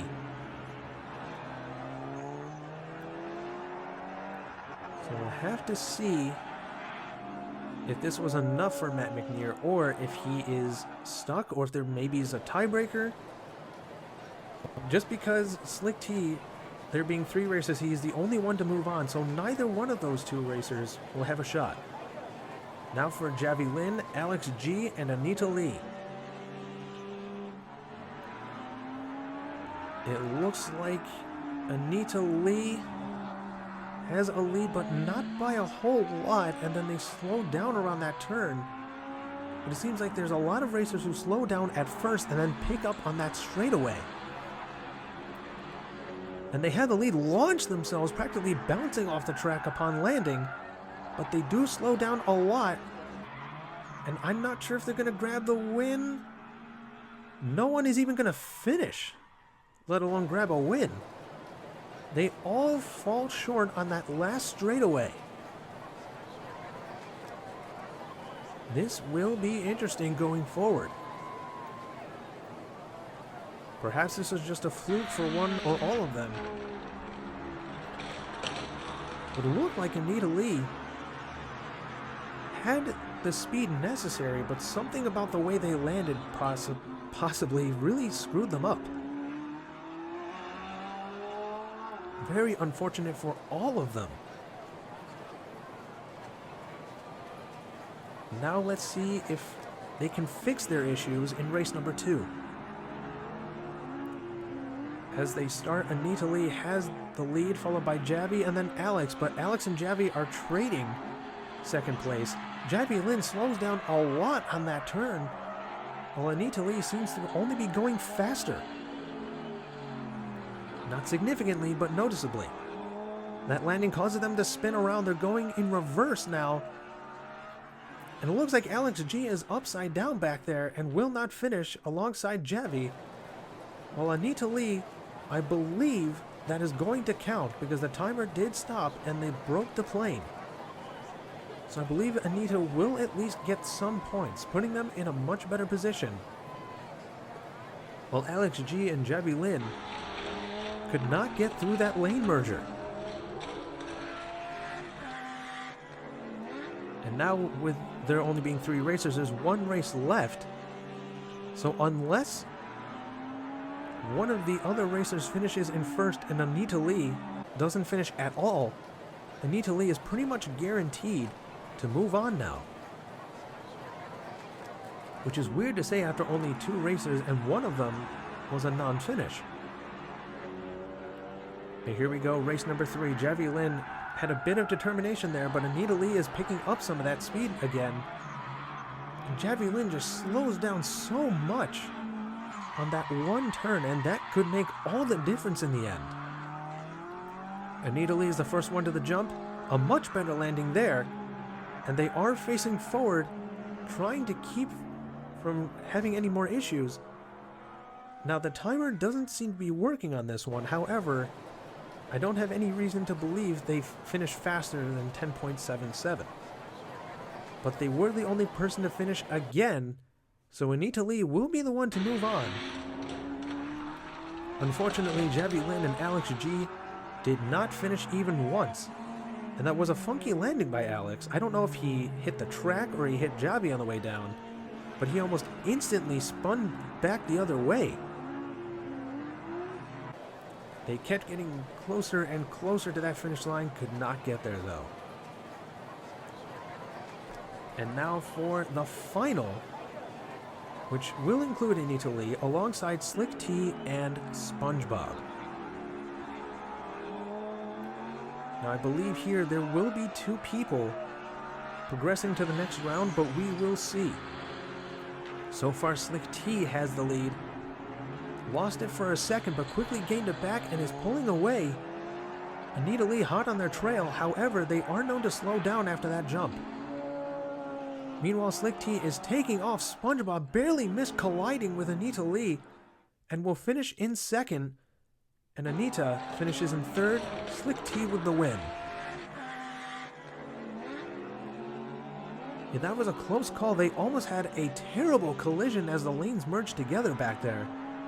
But SpongeBob managed to avoid it. You would think with his reputation for driving, it would have ended much worse. But here he is in the final.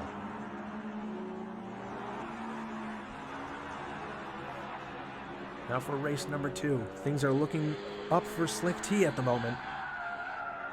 But SpongeBob has had some surprisingly impressive driving skills, so he could pull off an upset that no one sees coming. Slick T's the first one to the jump. So far, everyone else is off camera.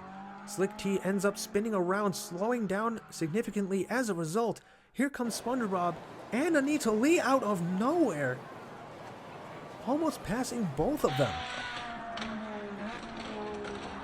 Anita Lee must have seen the danger after the points were distributed in the last group, saw that they were going up against some speedsters, and found a way to swerve around SpongeBob. Had they stayed up against that wall, they might have been able to pass Slick T at the last second. But now SpongeBob and Anita Lee are tied for 5, Slick T with 10. Slick T just needs to finish to stay in front in terms of points. And they are speeding up. As long as they can finish at all, they will have the win in points overall, which could be trouble for SpongeBob or Anita, unless one of them will get to join him in the next round, which I think is the case. But they are all coming close together. SpongeBob saw Anita coming and did not want them passing him this time. Performed a well-executed nose block and stopped it from happening. SpongeBob was just gliding on the track after that jump. And look at that, he saw Anita coming and did everything he could to stop them and was able to pull it off while still finishing in second himself. And as a result, SpongeBob will be moving on alongside Slick T. And here is the start of the semifinals. You can see here, pause if you need to, all the racers that have moved on, what day they'll be racing on, and who they will be up against. But for now, we will get on to our first group to begin these semifinals with Scale Racing, Lincoln Parker, Lero, and Bobby. And the race begins, therefore the semifinals are underway. Scale Racing is seemingly starting to pull away, but Lincoln Parker and Lero are not too far behind. And as they get around the turn, it looked like Scale Racing was going to hold on to the lead, but Lincoln Parker speeds up and starts pulling away. They're the first one to the jump. Pretty smooth landing overall. They are still heading forward, and they cross the finish line first, followed by Lero, then Scale, then Bobby. I do like seeing the replays of the jump specifically, because you can sometimes see exactly what went wrong should something go wrong. But a good start for Lincoln, who finished with 11.44, and counts still right now holds on to the fastest time of 10.77. And now for race number 2, will Lincoln Parker pull off another upset, or will they start slowing down after that little possible fluke? For now, going around the bend, it looks like Lincoln Parker is pulling away from Lero at the very least, but Scale Racing is keeping up with them for the moment. But Lincoln is the first one to the jump. They go over the railing and are now moving in reverse, allowing everybody to catch up. They are trying to block Lero, but it looked like Bobby actually pushed him forward, and Lero managed to grab the win from Lincoln, denying him a sweep.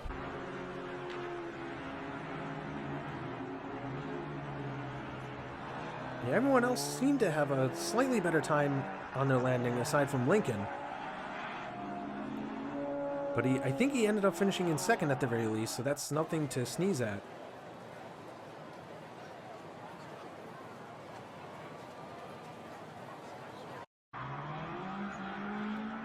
Now here we go, race number 3.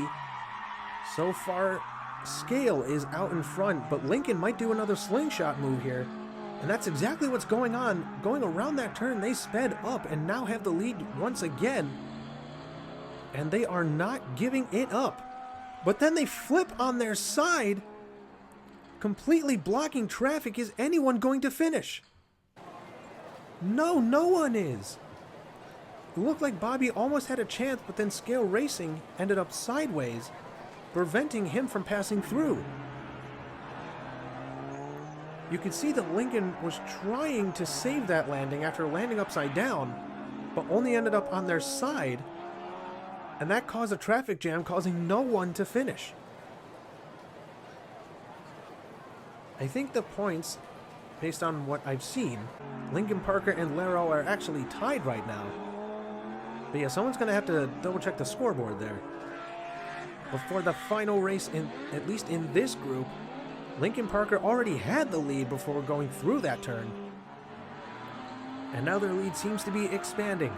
First one at the jump, can they land smoother? Yes, they will. But then they flip over again and stop in almost the exact same spot, but everyone else was managing to pass by them instead of a traffic jam, causing Lincoln to be the only person to not finish this time. What will this mean? Will they still move on?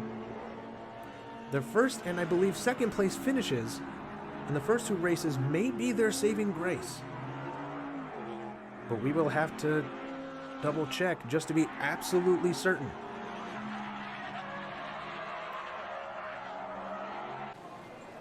They are saying it is Laro and Lincoln, which I think is still correct, but we're going to have to double check in post just to be sure. But for the second group, it is now Diecast Show, Big Daddy Craig, Evo Killer, and Lisa RN.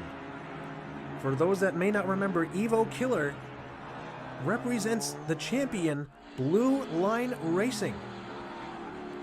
And you can see exactly Blue Line's influence on that vehicle because they have rocketed ahead of everybody else, leaving no one else even in sight. And they're already through the last turn before anyone else even gets there, finishing with 11:08. And I'm honestly surprised that everybody finished there because based on what I saw in the background, it looked like somebody almost flipped over. But regardless, everyone did end up finishing. Evo Killer almost finished under 11 seconds, which is practically a must at this point. But it's looking pretty good for Evo. Diecast finishing in second, Big Daddy Craig in third. Lisa RN is in last currently. But right out of the gate, Evo Killer is starting to pull away. Lisa RN currently has second. Holding on to it may be a different challenge entirely, however. For now, though, Evo Killer has a big lead. They have to stay on their feet, though, because they could end up flipping over just like some of the other racers. They don't seem to do that, though, and they are staying on their feet, finishing slightly quicker this time around with 11:04. And we do have at least one non-finisher this time, and it looks like, unfortunately, it is Lisa RN, who got stuck just as the lane condensed. That was a very smooth landing by just about everybody, even if they started to skid a little bit. But I think if Evo Killer were able to stay off the walls at the end, they might have actually finished under 11 seconds. But now it's looking a lot better for Evo after that one. And now here we go. Evo Killer, can they grab the lead again? Yes, they do. And that lead is already beginning to expand. Lisa RN, however, seemed to slow down on that first turn. They may have a difficult time catching up to everybody. But it seems like they might actually be in second, depending on the camera angle. Evo Killer, however, lands and spins around, slowing down as a result. And I think that's Big Daddy Craig managed to find their way around them and get the win. Lisa RN, however, is blocking Big Daddy Craig. I might have gotten the names mixed up, I realized, just by saying that. But Lisa RN did not finish and ended up stopping someone else from finishing as well.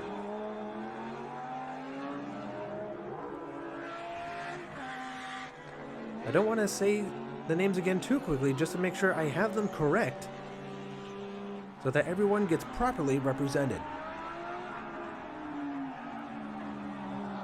But Evo Killer was able to finish in second at least, and it was Diecast Show. My apologies, Diecast Show, for that. It was Diecast Show who managed to find their way around Evo Killer after that jump. But with 2 first place wins, Evo Killer is definitely in a good spot. And they do have a decent sized lead already, even only halfway through the track. They started fishtailing a little bit, and they are going sideways. They slow down a lot, And here comes Diecast Show again, but this time they could not find their way around, and I'm not sure who's going to win that one. Everyone got there almost at the exact same time as Evo Killer started going to the side, covering almost the entire track before somebody bumped into them. It was looking pretty good until about here, and then they tried to stop everybody, but Diecast Show wasn't having any of that. But they will be joining Evo Killer in the next round, and now we are here in the finals. Well, they will go up against Lero and Lincoln Parker. So here we go, today's finals. So far, Evo Killer is back out in front, but Lincoln Parker is right there with them. Their slingshot technique seems to be effective right now. But Evo Killer still has a slight lead over them and is the first one to the jump. They almost flip over, barely managed to save it, but the way Lincoln Parker wound up, they stopped the other two. And Evo Killer is crawling towards the finish line, but they will get there. Diecast Show almost managed to do the same, but did not have the speed needed. So they're just turned around now, looking into the distance, as Lincoln and Lero are either on their side or on the edge of the track. You can see Evo Killer barely saved that landing. And they had just enough speed to get there. They weren't really influenced by anybody. Diecast Show wasn't as fortunate. So things are still very much up in the air after that one. But let's see if history repeats itself, or if they can save themselves from another fiasco. Race number 2 begins. Evo Killer is already at least 2 or 3 lengths ahead. And around the first turn, here comes Lincoln Parker trying to get that speed they are known for now. But they are a little bit further behind this time. And now Evo Killer does a full 360, slows down significantly, but uses the momentum from Lero and Diecast to keep moving. And in turn, both Lero and Diecast end up on their backs. Lincoln Parker was able to take the lead though and get that victory that they probably desperately needed. That could definitely help them after these next couple of races. Evo Killer is probably not too worried. However, you don't want to get too cocky, especially after some rough landings. Now Lincoln and Evo are at 5 points and 8 respectively. Lero and Diecast still haven't been able to get to the finish line. But here comes Evo Killer and Lincoln sharing the same half. So far, Evo Killer does have the lead, but Lincoln Parker seems to actually be closing that gap a little bit. They get there almost simultaneously, but Evo Killer has a much better landing this time around, and they manage to finish under 11 seconds by the smallest of margins. See, that's the kind of race we expected from Evo Killer, and after having a smooth landing and staying off the walls for most of it, they managed to get a very impressive time. So things are looking pretty good for Lincoln and Evo. In fact, based on the point distribution, I don't think Lero or Diecast could catch up at this point. But they could still go out in a blaze of glory and pull off something that no one is expecting. For now, Evo Killer maintains the lead, going around the turn into the waterfall jump. Can they stay on their feet? They do. In fact, I think they did a full 360 in the air before they landed again. And they almost stopped Diecast, but Diecast was able to face the other way and maintain enough speed to get across the finish line before Lero and Lincoln got there. But yeah, Evo Killer did almost a full 360 rotation in the air before they landed back on the track, and they were thankfully able to save it. That was definitely one of the most impressive jumps in this tournament so far.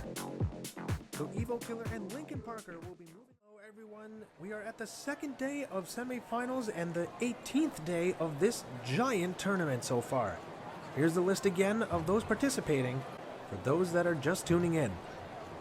For our first group of today's round of the semifinals, it's Goth Rain, Priapus, N-Count, and Wild Willie G.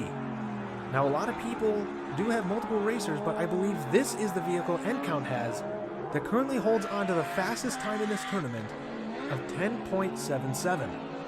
And they're demonstrating that wonderful speed by holding on to the lead, at least for now. And they have a fantastic landing, going around the turn, staying on their feet, heading towards the finish line with no contest whatsoever.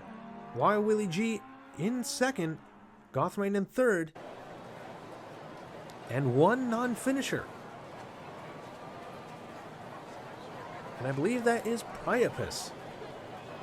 We'll have to see if it was the landing or colliding with other racers, but we will see. It looked like they actually flipped over before they even got off the ramp, which is very unfortunate, but hopefully they'll be able to fix that. And you can see why N-Count has the fastest time right now, as they almost finished under 11 seconds on their first attempt here today. Now for round number 2. These other 3 racers must be nervous going up against the speed record holder. But it looks like Goth Rain is a little bit more determined this time, as they're keeping up with N-Count for the moment. But right after I say that, they fall behind into third, as N-Count maintains that lead by a decent margin. And they have a slightly iffier landing, but they stay on their feet and keep going, while Wild Willie G causes a bit of a traffic jam, but thankfully for their sake, blocks Goth Rain from passing them. Goth Rain, I'm sure, is not too happy. Priapus, however, still can't get to the finish line. They did at least stay on their feet and got a little bit closer, but they desperately need some points right now. Meanwhile, looking at that replay, it almost looked like N-Count. Their back end almost went over the side of the track, but they maintained their composure and kept moving. But they did finish a bit slower that time around, so we'll have to see if that happens again or not. But one more victory will guarantee their spot in today's finals, and a good shot at the actual finals of the entire tournament, as it were. Race number 3, there goes N-Count, taking a decent-sized lead already. And it's hard to tell who's in second at this point, because you can barely even see them. Meanwhile, N-Count ends up spinning around, slowing almost to a stop. Goth Rain does a beautiful execution of the turn, navigating around N-Count, and finished in first at 11.76. Priapus getting even closer to the finish line, but still can't get there.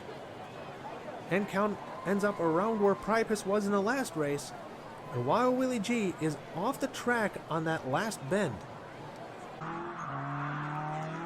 This jump could change absolutely everything, and we've seen that happen quite a few times, even to some of the best racers.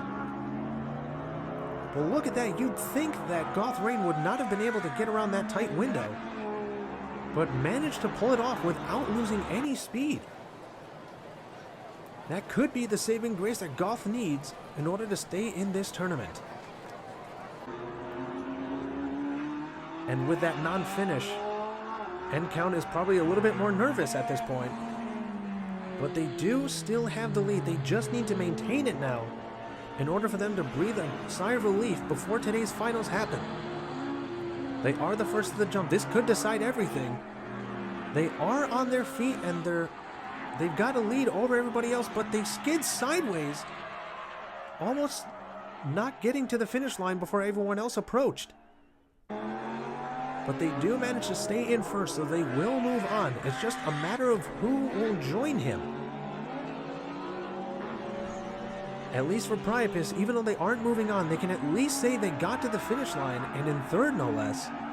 So that's still quite the accomplishment. But it is Goth Rain. That one first place finish ultimately saved them.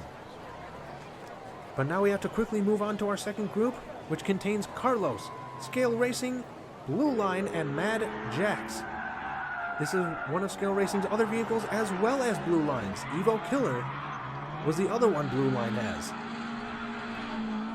But now Blue Line's golden vehicle currently holding on to the lead, but here comes Scale Racing trying to make something change here.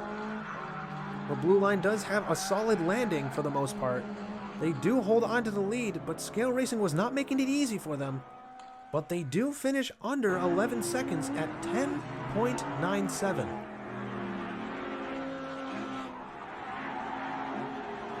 Meanwhile, the other two racers are just trying to get a miracle, knowing they're going up against two of the very popular racers in this Races and Fun community.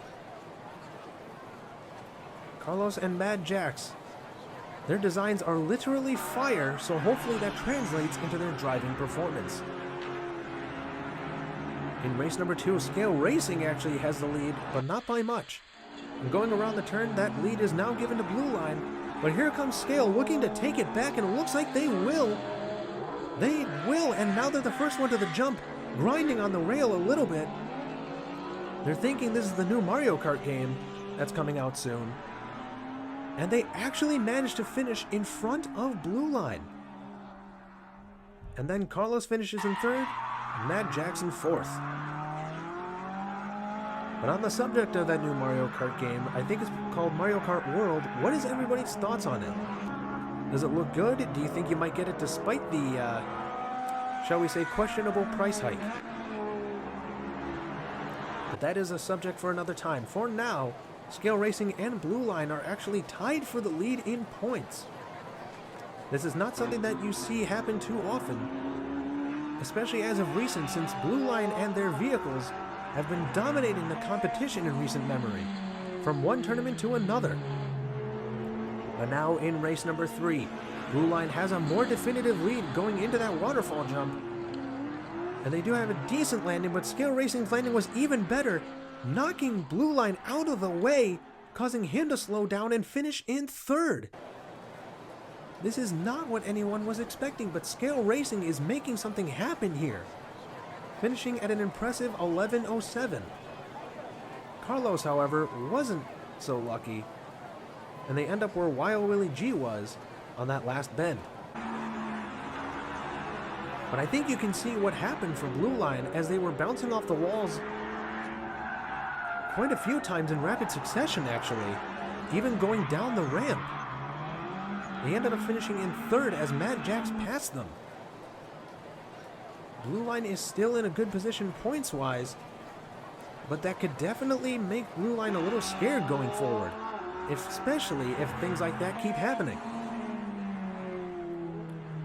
For the final race in this group, Blue Line might have been shaken up, but let's see if that affects how they drive. So far they are holding onto the lead, but Scale Racing is hot on their trail. Blue Line spins around, Scale Racing still facing forward, but Blue Line maintained a lot more speed and finished at 11.23 despite going in reverse by the end. Maybe they wanted to keep an eye on where the other racers were so that they could pull off a maneuver just in case they got too close. But that will cause Blue Line to move on alongside Scale Racing, who actually still got more points than Blue Line did. And now for the finals. Goth Rain, Scale Racing, End Count, and Blue Line. Here we go. End Count is actually in the lead for the moment. It is the tournament champion versus the speed record holder. So far, they're about neck and neck. End Count is actually in the lead for now, and they're stopping Blue Line from passing them. And they're trying to find a window, could not find it, and End Count finishes in first at 11.15.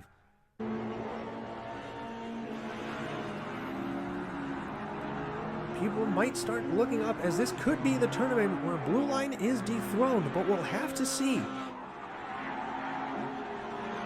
Because even when End Count beat Blue Line, it wasn't by much.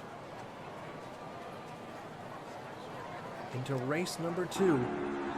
Blue Line's literal golden vehicle trying to fix that little, I don't want to say screw up necessarily. Let's say hiccup for now.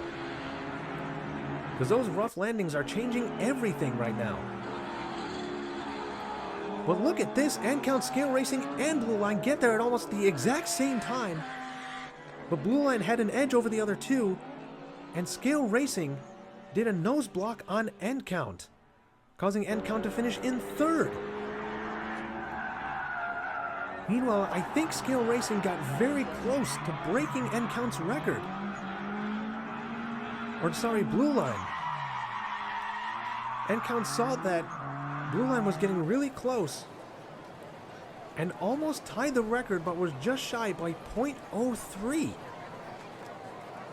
I think that's the closest in a long time anyone's even gotten to breaking the record. N-Count probably not too happy about this. And right now they are holding on to the lead, but Blue Line is less than half a length behind. And now they're getting to the jump almost simultaneously, and Blue Line slows down, allowing N-Count to pass him and Scale Racing to finish in first. And Blue Line is not even going to finish. This is a shocker for many. In fact, I'm not sure what they're doing, but they're actually going away from the finish line now. Maybe they're trying to hide under the archway for whatever reason.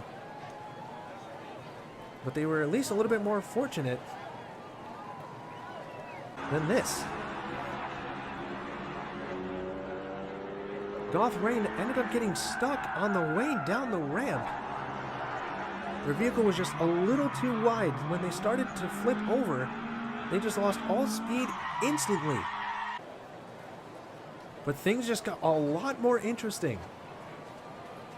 Blue Line still has Evo Killer waiting in the wings of the finals, but this golden Blue Line vehicle may not actually get there. N-Count and Scale Racing just made it get a lot closer in points. So far, Scale Racing is in the lead, but here comes N-Count looking to take it from them. But now Blue Line has the lead currently. They are trying to save their time in this tournament, almost flipping over in the process, but they manage to finish in first at 11:05.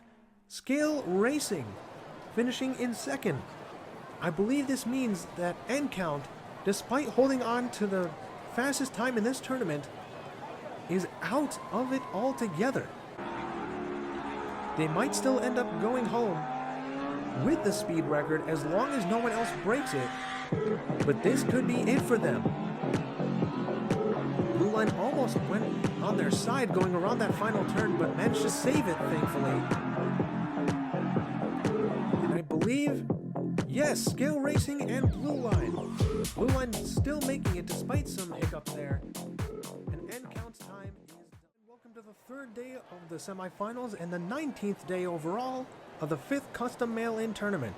Here's the list again of all those who have participated or still will, including today's first group, which will contain Jumping Berto, Puff, Ed Ednetti, and Zizzer Prime. Jumping Berto was blending in with the track a little bit for a second, but there goes Ed Ednetti with about a couple lengths lead over everybody else, but that lead was shortened for a second as they all went around that turn.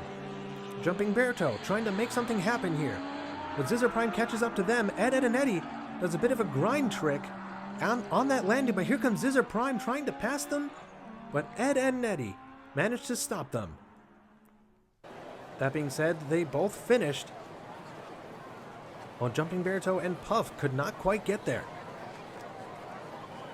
The finish line was within their line of sight, but Jumping Berto ended up on their side, and Puff was facing the wrong way.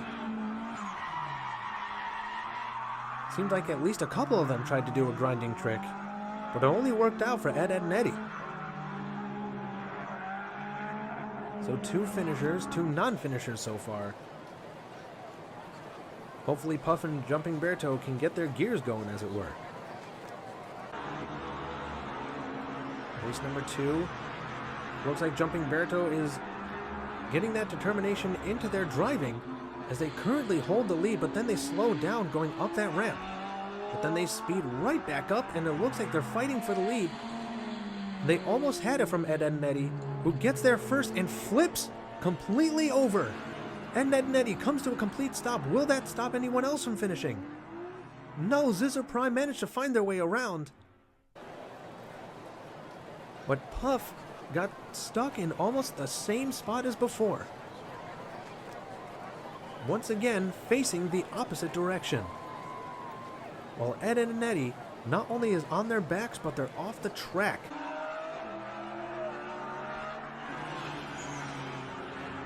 This is exactly what Jumping Berto needed to get their determination back. And that is exactly what happened. Zizzer Prime still managing to finish in a solid second. And now they have the lead in points with Ed and Eddie and Zizzer. Oh no, wait, Ed and Eddie and Jumping Berto, each with 5. For now, Ed and Eddie still has that lead, but as we've seen many times over, just because you have the lead doesn't mean you'll maintain it the whole way through. That jump has flipped everyone, well, not everyone over, but a lot of people over. Certainly feels like it, but even some of the best racers have had some unfortunate endings to a race, all because of the way they landed or when they go into that lane merger. But Ed and Eddie does manage to finish. Puff, however, is even further from the finish line than before. And they actually clogged up the track a little bit because nothing would be able to get past them without ramming right into them. In fact, they were going sideways for a good chunk of that slide after landing. But Zizzer Prime finishing consistently in second may be what they will be able to use in order to move on, because they are in second in points, only 1 point behind Ed and Eddie, who's finished in first twice. Now here we go into race number 3. They're actually staying pretty close together for the time being. But Ed and Eddie further away now. The first one to the jump. Can they stay on their feet? They will, at least for the time being. The lanes merge and they stay in front. Jumping Berto pushing them forward, trying to shake them up. Could not do it. But they finish in second, and now Zizzer finishing in third. I'm not sure if they'll still move on or we're going to have a tiebreaker in a second, but we will see in just a moment. Jumping Berto almost had the win, but could not quite get around Ed and Eddie. Puff was able to finish this time. And Zizzer still manages to finish in second, thanks to their consistent finishing in second place for the first 3 races. And now for Amy D, Lone Star, Numbskull, and Wild Willie G, the second group of today. Numbskull, a very familiar name, currently has that lead. But it looks like they have some competition now. But as the lanes merge back together, it is still Numbskull who is in the lead for the time being. But their back end gets stuck on the rail, and they actually bumped into one of the pillars, causing Wild Willie G to run right into them. And despite that whole fiasco, Numbskull somehow managed to still finish in second place, while Wild Willie G somehow wound up being the person who didn't finish. You'd think with the way that went down, Numbskull would be the one who did not finish, but they managed to somehow keep in front of 2 other racers. And Wild Willie G had an unfortunate ending. In fact, that collision may have been what saved him.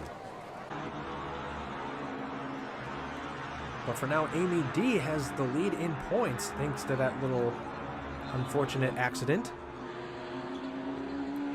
And I'm just realizing we're only seeing 3 racers. What happened to Wild Willie G? Did they get stuck at the starting line? But for now, Numbskull is still having some unfortunate occurrences as they flip upside down. There comes Wild Willie G. And they end up finishing in second after all that. I'm not sure what caused Wild Willie G to get there so late, but that may have actually been a good thing in the end, because by that point, Numbskull was already on their back and stopped. In fact, we had 2 people off the track, or at least out of the race. And you can see it took a while for Wild Willie G to get there. In fact, you can just see them now approaching. But that may have been the smart move to make, because then they saw all the obstacles in front of them and were able to to find their way around them and get second place. They did nudge Numbskull briefly, but it didn't affect their performance. Lone Star was there with Numbskull, and Wild Willie G was able to get around both of them. Now for race number 3. Lone Star is actually falling a little bit behind right here, but maybe they can pick up some momentum around this first turn. So far, not a whole lot, but Wild Willie G is keeping up with Numbskull this time, alongside Amy D. Makes you really wonder what happened with them in that last race.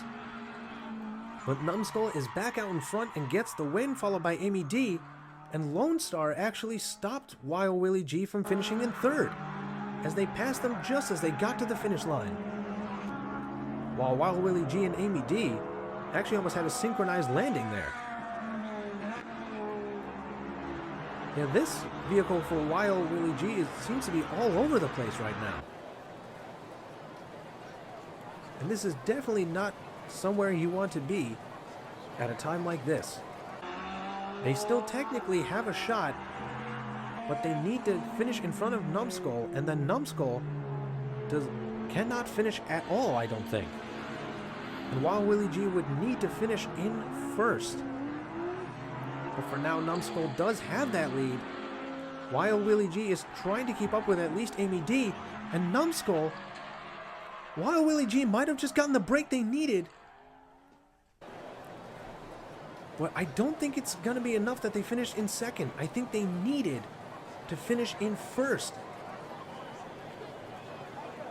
But Wild Willie G had a glimmer of hope as they saw what happened to Numbskull, got their spark of motivation back for just a moment, but they were stopped by Amy D.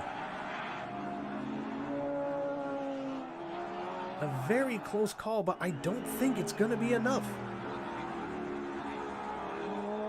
We'll have to see. No, they were 1 point short, finishing behind Numbskull, who will join Amy D in today's finals, which will start now. They join Zizzer Prime and Ed, and Eddie. The top 2 of these 4 will move on. And with how things have been going for Numbskull, it doesn't seem like they're really out of the woods now. For this first race, Ed, and Eddie holds on to the lead, but here comes Numbskull trying to take it from them, followed closely by Zizzer and Amy D. Ed and Eddie, the first one through the jump. Numbskull trying to maintain speed so they can catch up, but were unable to do so, and Ed, and Eddie grabs the first victory of today's finals. But Numbskull does finish in second, so that definitely helps them. Amy D, however, who was pretty solid in the group that just ran, ended up not finishing at all. Somehow they ended up going in reverse and then spinning out as they got into the last stretch. So it's really hard to tell what's going to happen anymore with how some of these races have been doing. Maybe the exhaustion is finally getting to some of them after so many days of the tournament. But the race begins and they are starting to divvy up a little bit. Ed and Eddie is back out in front, but Numbskull almost was able to take the lead from them. But then Numbskull skids sideways and slows down quite a bit. Will they finish at all? No, they will not. And he ended up stopping Zizzer from finishing either. A lot of Numbskull fans, I'm sure, are on the edge of their seats, was wondering what's going to happen with Numbskull. Will they be able to move on to the finals or no? They at least stopped Zizzer from finishing. I don't know how much that will help. But because Amy D did not finish in that first race, that will help them a little bit. Meanwhile, Ed, and Eddie are one victory away from guaranteeing a spot in the next phase of this tournament. They just need to stay out in front, have a clean landing, and stay off the walls to keep from flipping over. So far, so good. Numbskull, however, is upside down and coming to a complete stop alongside Zizzer. And I think Ed and Eddie is the only person to finish. Amy D ended up sideways on the final stretch of the track. Numbskull finishing, well, not finishing necessarily, but they stopped upside down with Zizzer Prime right behind them. This round of the tournament is definitely a shocker for most. We're not sure what's going to happen now, but that definitely is going to be a sigh of relief for Numbskull. This final race is likely to decide it all. If nobody finishes in this one, then I believe it is Amy D who will still end up moving on instead of Numbskull. Or no, Ed and Eddie is guaranteed to move on. And then Amy D, I believe, has more points. Ed and Eddie ends up being the one upside down this time around. And they almost stopped Numbskull from finishing. In fact, they are the only one who didn't finish. That's about as close as you can get without doing so. But because they had 3 wins already, they are moving on. It's just a matter of who will join them, and I believe it is Amy D, knocking out both Numbskull and Zizzer Prime. This is definitely an unusual set of events, but that is what happened. Amy D is moving on alongside Ed and Eddie, adding to the roster of the Grand Finals. Thank you all so much, everyone. This is day 20 of the 5th Custom Mail-In Tournament and the 4th day of the Semifinals. You can see everyone who's going to race today and everyone who has up to this point. And our first group has Daily Commute, Frank White, Sneaky Bob, and Arlo. And here we go. As the race begins, it is Arlo who has a nose out in the lead. Frank White currently in second. Although Daily Commute is not making it easy, Arlo is currently still in the lead by a decent amount. For the first one to the jump, their nose hits the ground before anything else, but they manage to maintain a decent amount of speed and finish with a good time of 11.25. Now, despite him no longer being in the tournament end count, at this moment still has the fastest time in the tournament so far of 10.77. I believe it was Evo Killer, or one of the Blue Line vehicles, that got very close to breaking that time, finishing with a 10.80 not too long ago. A good start for Arlo. And so far he's dueling with Frank White as the lanes split up and they go in different directions. But now Arlo has a bigger lead, and they're once again the first to the waterfall jump. They land sideways almost for a moment, but then they fix themselves and they finish in first yet again with another impressive time of 11.22. Meanwhile, Daily Commute and Sneaky Bob, they are each about a length or two away from the finish line, but they did not quite get there. Sneaky Bob so far is not able to pull off one of their infamous moves where they sneak past people and get their way into the finals or the next round of the tournament at the very least. But they did do that a few times in order to get here, certainly living up to their reputation and their name. For now, though, things are looking very good for both Frank White and Arlo. Arlo holding on to the lead for the moment. The lane split up. They are going to maintain it at least for the time being. Frank White, however, is not too far behind, and neither is Sneaky Bob. In fact, no one is that far behind. But look at this. Arlo suddenly launched forward like a rocket, exiting that jump, and everyone else started to catch up to them. Unfortunately, the timer is broken, so we won't know how fast they were here. I don't necessarily think they would have gotten the fastest time, but it's definitely debatable as to whether or not they finished under 11 seconds. But they do manage to get 3 wins, so Arlo is already on their way to today's finals. Now they're just looking for a sweep, which has been rare in this tournament. In fact, going into the semifinals, only one person has managed to stay undefeated this whole time, and that distinction goes to Dusty Miles, who will be in the next group. For now, Arlo has the lead, a decent landing. They stay off the walls as the lanes merge together, and they do manage to finish in first at a very consistent time now of 11:24. Frank White almost got second place. I don't think they managed to pull it off, though. I think Daily Commute just had an edge on them, while Sneaky Bob might be trying to sneak away at this point, because they are not seemingly doing very well here. They weren't slow necessarily, but they're definitely going up against a lot of fast racers, and when you go up against racers that are just as fast or even faster, it definitely makes you, in general, look slow in comparison. But Frank White and Arlo are the two moving on, so now we will introduce our second group. And that second group contains Slick T, SpongeBob, Sneaky Bob again, and the only undefeated racer, Dusty Miles. Sneaky Bob is definitely looking to redeem themselves right now. But considering they're going up against the likes of Slick T, SpongeBob, and Dusty Miles, they do have a challenge in front of them. And it's actually Slick T who has the lead right now, but here comes Dusty Miles trying to hold on to their undefeated title, and it looks like they will, at least for now, as Slick T slowed down after that landing. And Dusty Miles finishes in first with Slick T in second. Sneaky Bob, unfortunately, their second vehicle of the day, is also falling short of the finish line. And SpongeBob, who has been impressive up to this tournament so far, despite still not having a license, is also not going to finish here.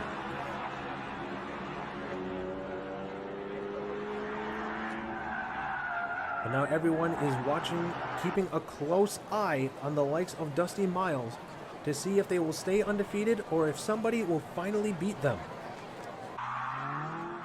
Leaving the only two titles to take away from this whole tournament being the fastest time still held by N Count and the overall champion. So for now, Dusty Miles actually has a good lead over Slick T, but that doesn't mean Slick T will take that line down. In fact, they've closed the gap by a decent amount, and they collide as the lanes start to merge, and it ends up being in Dusty Miles' favor as they finish in first yet again, and no one else is going to finish. It looked like Slick T might have still had a chance as Sneaky Bob bumped into them, but they ended up stopping as a result, and SpongeBob, despite getting a little closer, still can't cross that finish line. It could very well be that some of these racers are just downright exhausted from how long this tournament has been. But for now, Dusty Miles, 2 wins down, 1 win left in order to automatically stamp their spot in the finals. Or at least the finals of today, I should specify at this point. For now in this third race, Dusty Miles has about a half a length ahead of Slick T. But Sneaky Bob is hot on their tail, but they are slowing down a little bit,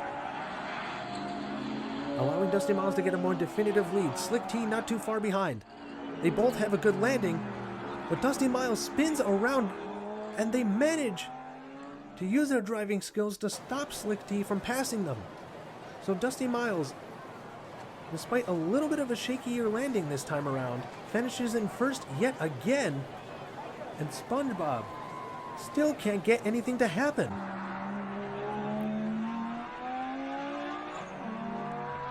If you're not sure what's going to happen to SpongeBob at this point, take the picture on the front of the vehicle to heart and use your imagination. Now 1 race left. Dusty Miles is 1 race away from not only getting a sweep here, but still remaining undefeated, which is absolutely impressive considering no one else has been able to do that. They are holding on to the lead at least for the time being, but Slick T is hot on their tail, practically breathing down their neck. Dusty Miles goes over the jump, grinds a little bit, but they are holding on to the lead. Sneaky Bob and Slick T looking to catch up, but they do not do it. So even going into today's final round, Dusty Miles is still undefeated. Meanwhile, SpongeBob is in the same spot as before, but they are on their backs. It's quite possible that they just could not bring themselves to look at the camera, and they probably don't want Mrs. Puff seeing this right now.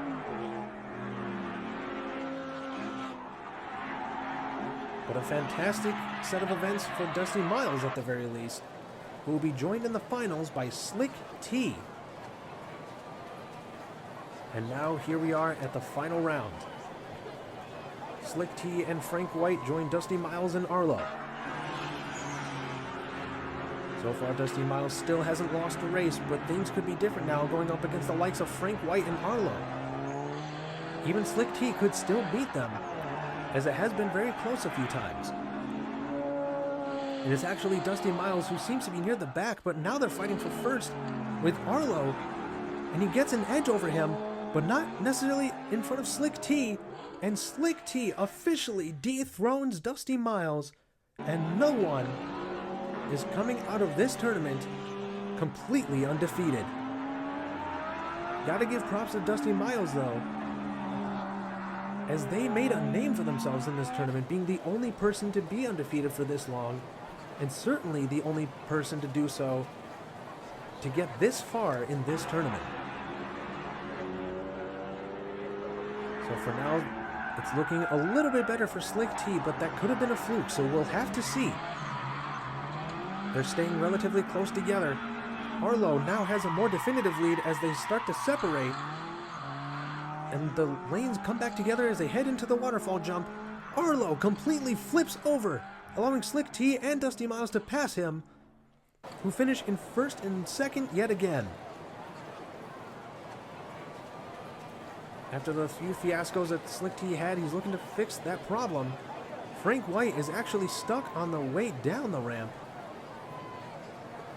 In fact, they might have caused some damage to the overhead. Meanwhile, Arlo had a very unfortunate ending to that race. Was looking pretty good for a while, but these first two races are not making it look very good for them. And even now, no one has been able to beat N-Count's time, I'm pretty sure, but feel free to correct me if that statement is untrue. The one thing we know for sure is that no one is coming out of this tournament having won every single race they've been in.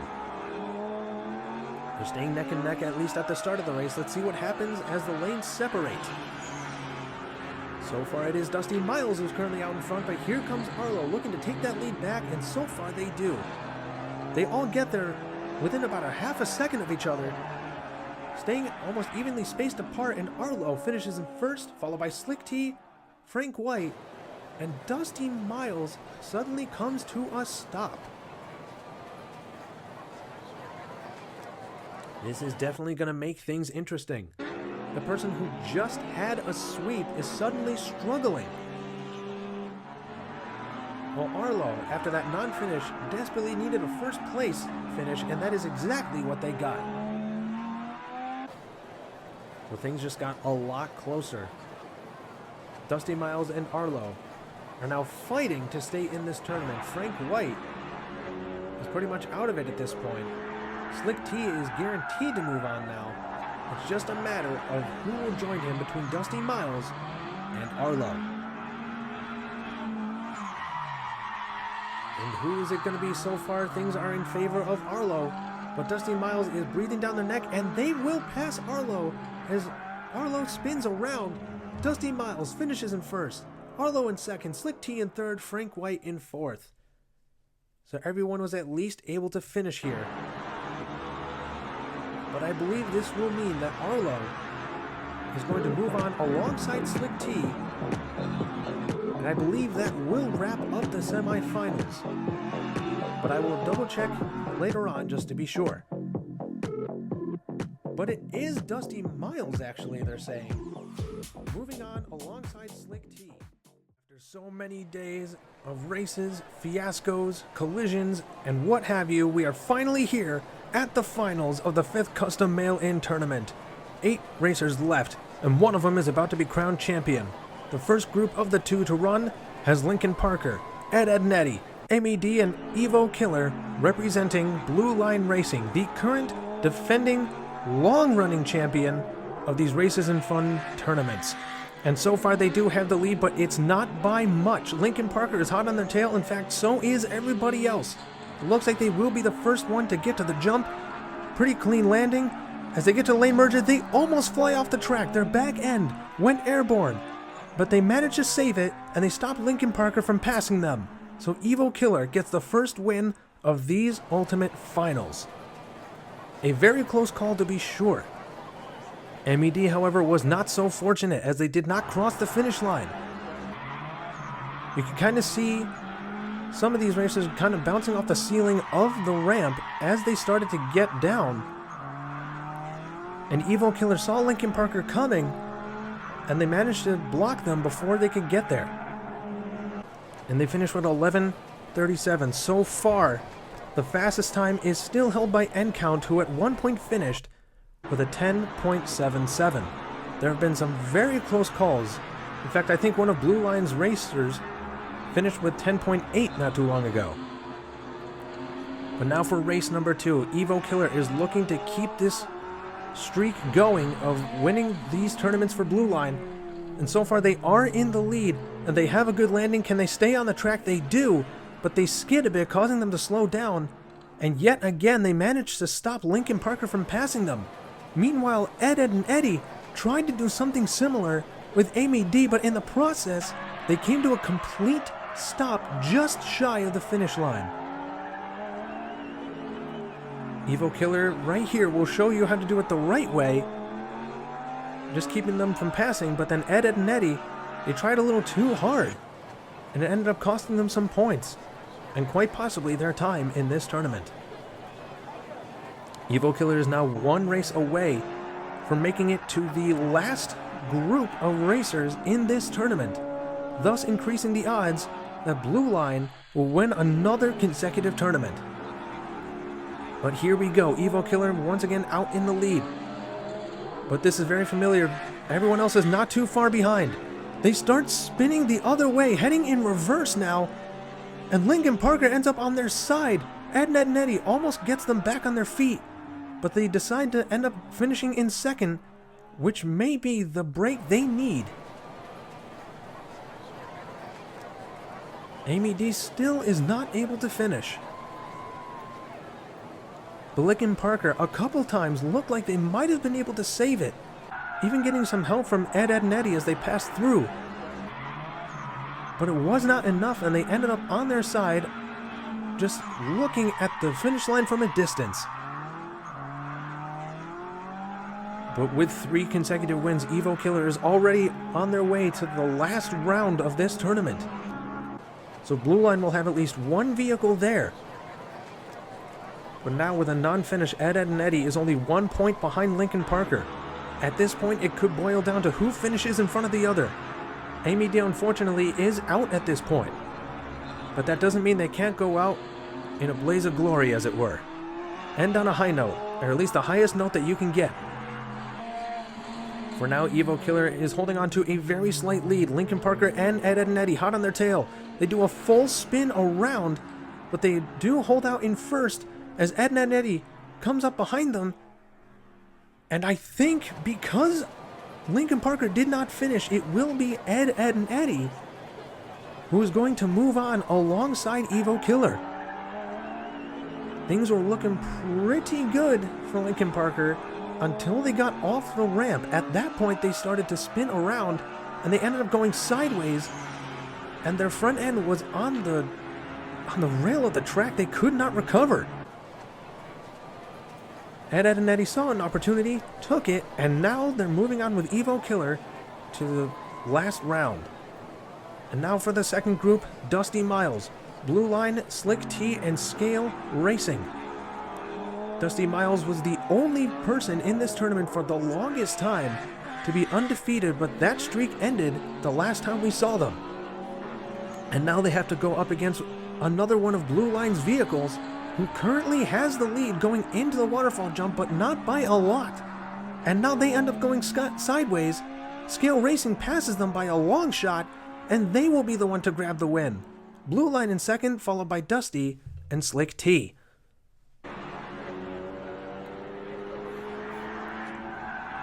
Scale Racing saw that Blue Line was having trouble after that landing and saw that this could be their one chance to pass them, and that's exactly what they did. So this could be a glimmer of hope for those that are looking to dethrone Blue Line, but we will have to see. Race number 2, Blue Line starts off taking the lead early, and they're trying to expand their lead as much as they can before they get to that jump, because that could make all the difference for the remainder of the track. But Scale Racing is pretty much even with them at this moment. Blue Line holding on to an ever so slight lead. Can they hold on to it? They end up going sideways again, but they manage to maintain a lot more speed this time, and they finish under 11 seconds, taking the win. Scale Racing ending up in second, Dusty Miles in third, and Slick T is not finishing.